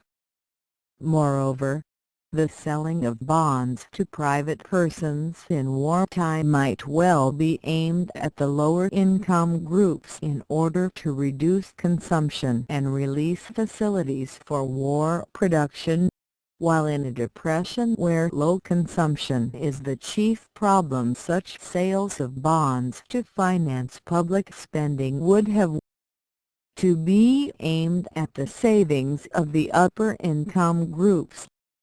These ideas on a role of government spending in combating depression have been formally organized into the theory of the compensatory economy.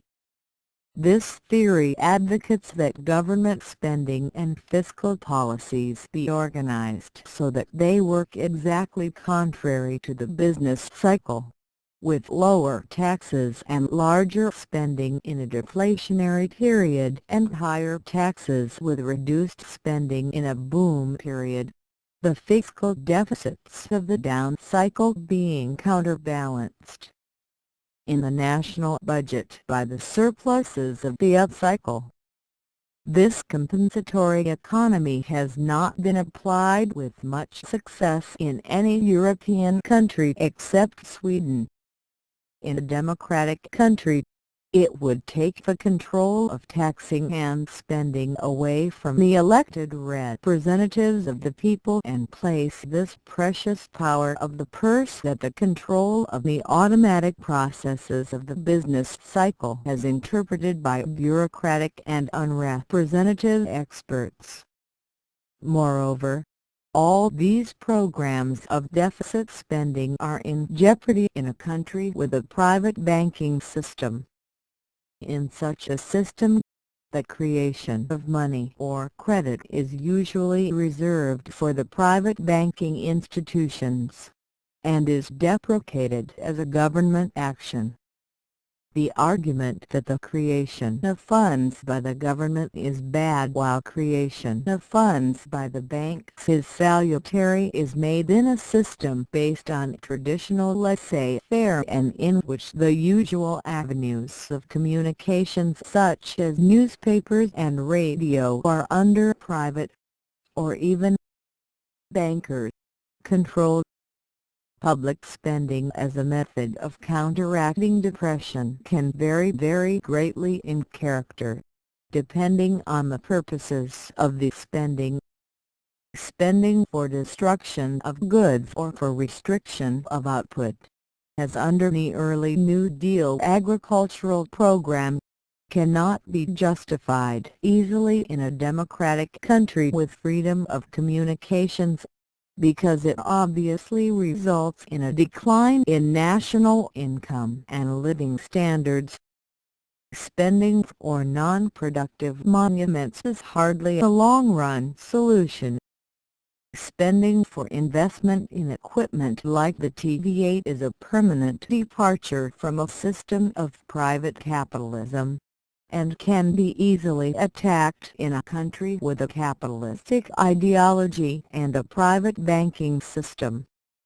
Spending on armaments and national defense is the last method of fighting depression and is the one most readily and most widely adopted in the 20th century. A program of public expenditure on armaments is a method for filling the deflationary gap and overcoming depression because it adds purchasing power to the market without drawing it out again later, since the armaments, once produced, are not put up for sale. From an economic point of view, this method of combating depression is not much different from the method listed earlier under destruction of goods, for, in this case also, economic resources are diverted from constructive activities or idleness to production for destruction. The appeal of this method for coping with the problem of depression does not rest on economic grounds at all, for, on such grounds, there is no justification. Its appeal is rather to be found on other, especially political, grounds. Among these grounds we may list the following. The rearmament program helps heavy industry directly and immediately. Heavy industry is the segment of the economy which suffers earliest and most drastically in the depression, which absorbs manpower most readily, thus reducing unemployment, and which is politically influential in most countries. Such a program is also easily justified to the public on grounds of national defense, especially if other countries are dealing with their economic crises by the same method of treatment.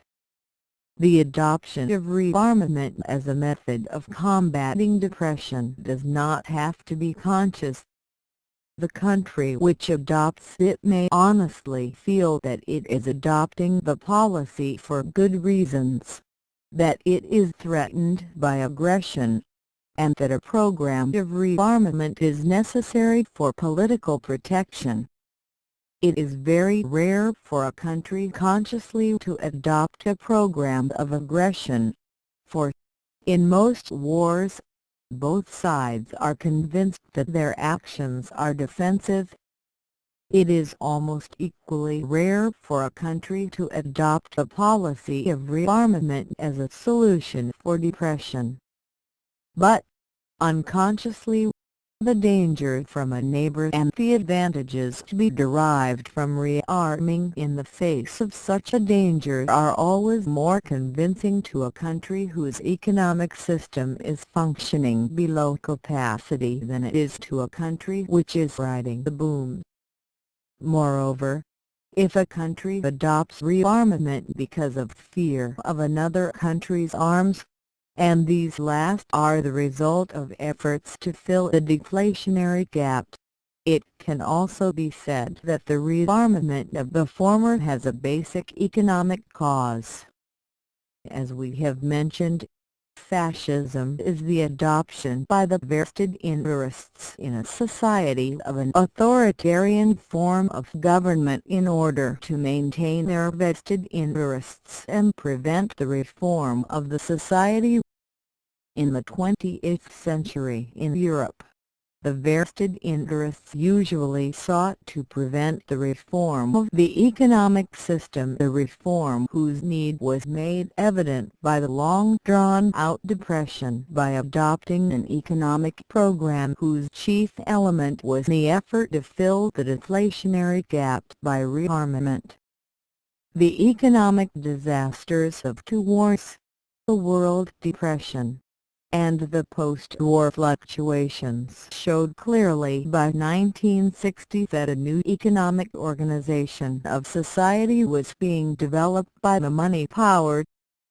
The laissez-faire competitive system had been destroyed by the money-powered.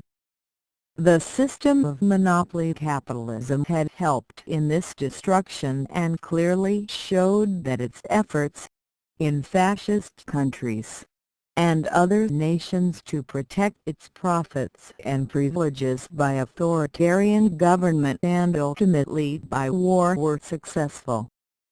Although the fascist countries such as Germany and Italy were not able to win the war they started. Moreover, communism, on the winning side of the war, nonetheless showed that it, like any authoritarian system, failed to produce innovations, flexibility, and freedom. It could make extensive industrial advances only by copying freer peoples, and could not raise its standards of living substantially because it could not combine lack of freedom and force in political life and in the utilization of economic resources with the increased production of food and spiritual or intellectual freedom which were the chief desires of its own peoples. This almost simultaneous failure of economic fascism and of communism to satisfy the growing popular demand both for rising standards of living and for spiritual liberty has forced the mid-20th century to seek some new economic organization. This demand has been intensified by the arrival on the scene of new peoples, new nations, and new tribes who by their demands for these same goods have shown their growing awareness of the problems, and their determination to do something about them. As this new group of underdeveloped peoples look about, they have been struck by the conflicting claims of the two great superpowers, the United States and the Soviet Union. The former offered the goods the new peoples wanted, rising standards of living and freedom, while the latter seemed to offer methods of getting these goods by state accumulation of capital, government direction of the utilization of economic resources, and centralized methods of overall social planning which might tend to smother these goals. The net result of all this has been a convergence of all three systems toward a common, if remote, system of the future. The ultimate nature of that new system of economic and social life is what we might call it the pluralist economy, and characterize its social structure as one which provides prestige, rewards, and power to managerial groups of experts whose contributions to the system are derived from their expertise and know-how. These managers and experts, who clearly are a minority in any society, are recruited from the society as a whole, can be selected only by a process of careers open to talent on a trial and error basis, and require freedom of assembly, discussion, and decision in order to produce the innovations needed for the future success, or even the survival, of the system in which they function. Thus the pluralist economy and the managerial society, from the early 1940s, have forced the growth of a new kind of economic organization which will be totally unlike the four types of pre-1939. The chief characteristics of the new pluralist managerial system are five in number. 1. The central problem of decision-making in the new system will be concerned with the allotment of resources among three claimants: A. Consumers' goods to provide rising standards of living. B. Investment in capital goods to provide the equipment to produce consumers' goods. C. The public sector covering defense, public order, education, social welfare, and all the central care of administrative activities associated with the young, the old, and public welfare as a whole. 2. The process of decision-making among these three claimants will take the form of a complex, multilateral struggle among a number of interested groups. These groups, which differ from one society or area to another, are in constant flux in each society or area. In general, however, the chief blocks or groups involved will be A. The defense forces, B. labor, C. the farmers, D. heavy industry, E. light industry, F. transport and communication groups, G. finance, fiscal, and banking groups, H. commercial, real estate, and construction interests, I. scientific, educational, and intellectual groups, J. political party and government workers, and K. consumers in general. 3. The process of decision-making operates by the slow and almost imperceptible shifts of the various blocks, one by one, from support to neutralism to opposition toward the existing division of resources among the three claimant sectors by the central managerial elite. If, for example, there is excess allotment of resources to the defense or governmental sector, the farming groups, consumers, commercial groups, intellectuals, and others will become increasingly dissatisfied with the situation and gradually shift their pressures toward a reduction of the resources for defense and an increase of the resources for the consumer or the capital investment sectors. Such shifts are complex, gradual, reversible, and continuous. For the working out of these shifts of resources to achieve the more concrete goals of the diverse interest blocks in the society will be increasingly dominated by rationalist and scientific methods emphasizing analytical and quantitative techniques.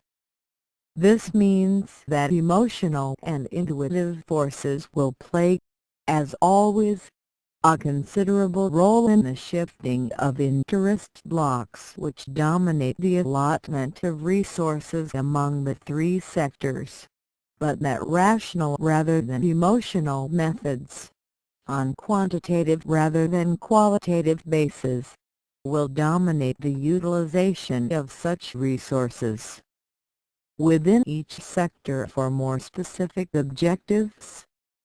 This will require considerable freedom of discussion in such utilization even where, as in communist states or in underdeveloped areas, authoritarian and secretive methods are used in reference to the allotments among sectors. And, in general, there will be a very considerable modification of the areas and objectives of freedom in all societies of the world, with gradual reduction of numerous personal freedoms of the past accompanied by the gradual increase of other fundamental freedoms, especially intellectual, which will provide the technical innovations, the clash of ideas, and the release of personal energy necessary for the success, or even the survival, of modern state systems. 5. The details of the operations of this new system will inevitably differ from area to area and even from state to state. In the Western Bloc of states, the shifts of public opinion continue to be reflected very largely in shifting political parties. Within the Communist bloc, these shifts will take place, as they have in the past, among a smaller group of insiders and on a much more personal basis, so that shifts of targets and direction of policy will be revealed to the public by shifts of personnel in the state's bureaucratic structure. And in the underdeveloped countries, where possession of power is frequently associated with support from the armed forces, the process may be reflected by changes in policy and direction by the existing elite and rulers who retain their power in spite of changing policies. In the most general way, the period since 1947 has shown that the differences between any two of the three blocks are becoming less. The three methods for achieving policy shifts just mentioned are becoming increasingly similar in essence and in fact. However different they continue to be in law. Moreover, in the same year since 1947, the solidarity of both the West and the Communists has become increasingly less, while the unity of outlook, policies, and interests of the uncommitted and underdeveloped peoples of the intermediary zone between the two great power blocks become increasingly unified. The method of operation of this newly formed pluralist managerial system may be called planning, if it be understood that planning may be both public and private and does not necessarily have to be centralized in either, but is rather concerned with the general method of a scientific and rational utilization of resources, in both time and space, to achieve consciously envisioned future goals. In this process the greatest achievements have been by Western Europe and by Japan. The latter, relieved to a great extent from the need to devote resources to defense, has been able to mobilize these for investment and, to a somewhat lesser degree, for rising standards of living, and has been able to achieve growth rates of gross national product of 7 to 9% a year. This has made Japan the only area of the non-Western world and of the underdeveloped countries able to pass into the higher level of industrialization capable of achieving substantial improvements in individual standards of living.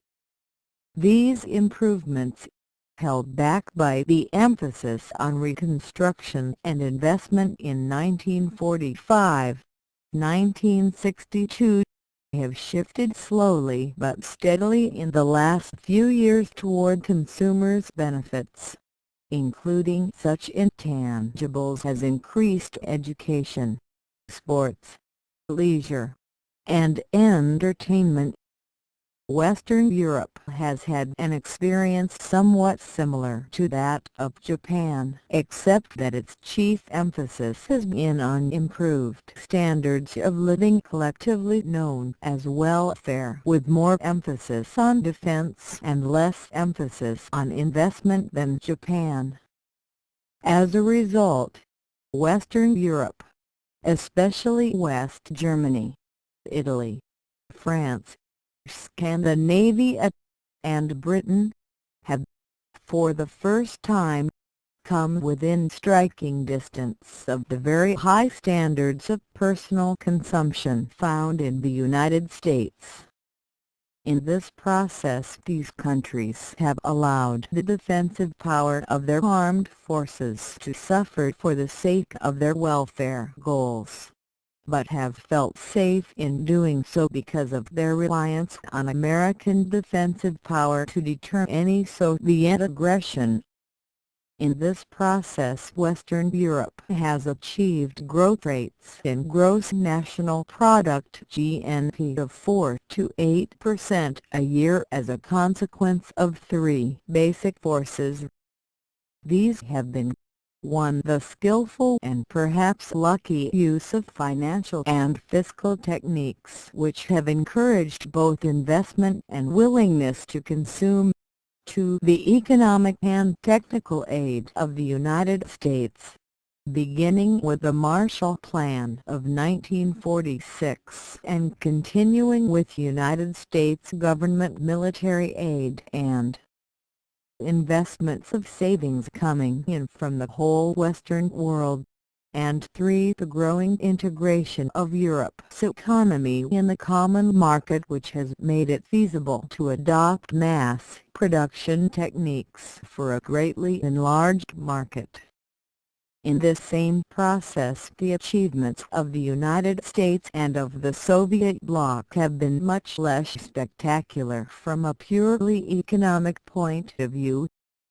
In the United States, where the standard of living has reached unprecedented heights of affluence, the burdens of being a superpower have hampered welfare because of the conflicting claims of defense, governmental expenses, prestige, and other rivalries with the Soviet Union, and the desire to contribute to the growth of the underdeveloped areas of the world. As a result, growth rates of GNP have been from 2 to 5% a year, and the burden of the governmental sector, including defense and increasing demands for such welfare items as education, health, and equalization of personal opportunities, have put great pressures on the growth of the consumer's sector. The Soviet bloc as a whole, apart from the Soviet Union as the dominant member of that bloc, has been ambiguous in its economic growth. The demands of the defense sector and of other reflections of the Cold War, such as the space race, have combined with the continued failures of communist agricultural practices and the intrinsic inefficiency of the communist system as a whole to limit severely the rise in standards of living. To be sure, the standards of living of the Soviet Union itself have reached the highest in Russia's history, while still lagging that only a fraction of those in the United States. But in the communist bloc as a whole the picture has been far less happy. The non-Russian countries in the bloc have been exploited by the Soviet Union, have been treated as colonial areas, that is, sources of manpower, raw materials, and food based on claims arising from political relations, and have achieved little, if any, increase in GNP beyond that needed to sustain their increasing populations. In the cases of more western areas, such as East Germany, Hungary, and Poland, this has been reflected in absolute declines in living standards. The sharp contrast between this and the visible boom in West Germany has greatly increased the discontent in the European satellites. The position of the underdeveloped nations has also been generally ambiguous. As a whole, lack of know-how and trained manpower, lack of capital, waste of resources by small privileged elites, absolute shortages of resources in some areas, the rapid growth of populations almost everywhere, and hopelessly unprogressive social structures and ideologies have combined to prevent any considerable improvements in standards of living. These have, in fact, decreased in much of Indonesia, the Near East, and Latin America, and have kept only slightly ahead of the growing population in India, Southeast Asia, and Africa. Only in Japan, as we have said, Has there been success from this point of view? While the failure of these desires in China and in Latin America have tended to lead both of these out of their former alignments with the Soviet bloc and the Western bloc toward the more ambivalent political position of the uncommitted nations. In fact, in this process China's enmity toward both the Soviet Union and the United States has tended to place her in a new position, apart from all the pre-1962 alignments of international politics, while Latin America's growing discontent has tended to lead it, from many points of view, toward the position of the Near East countries.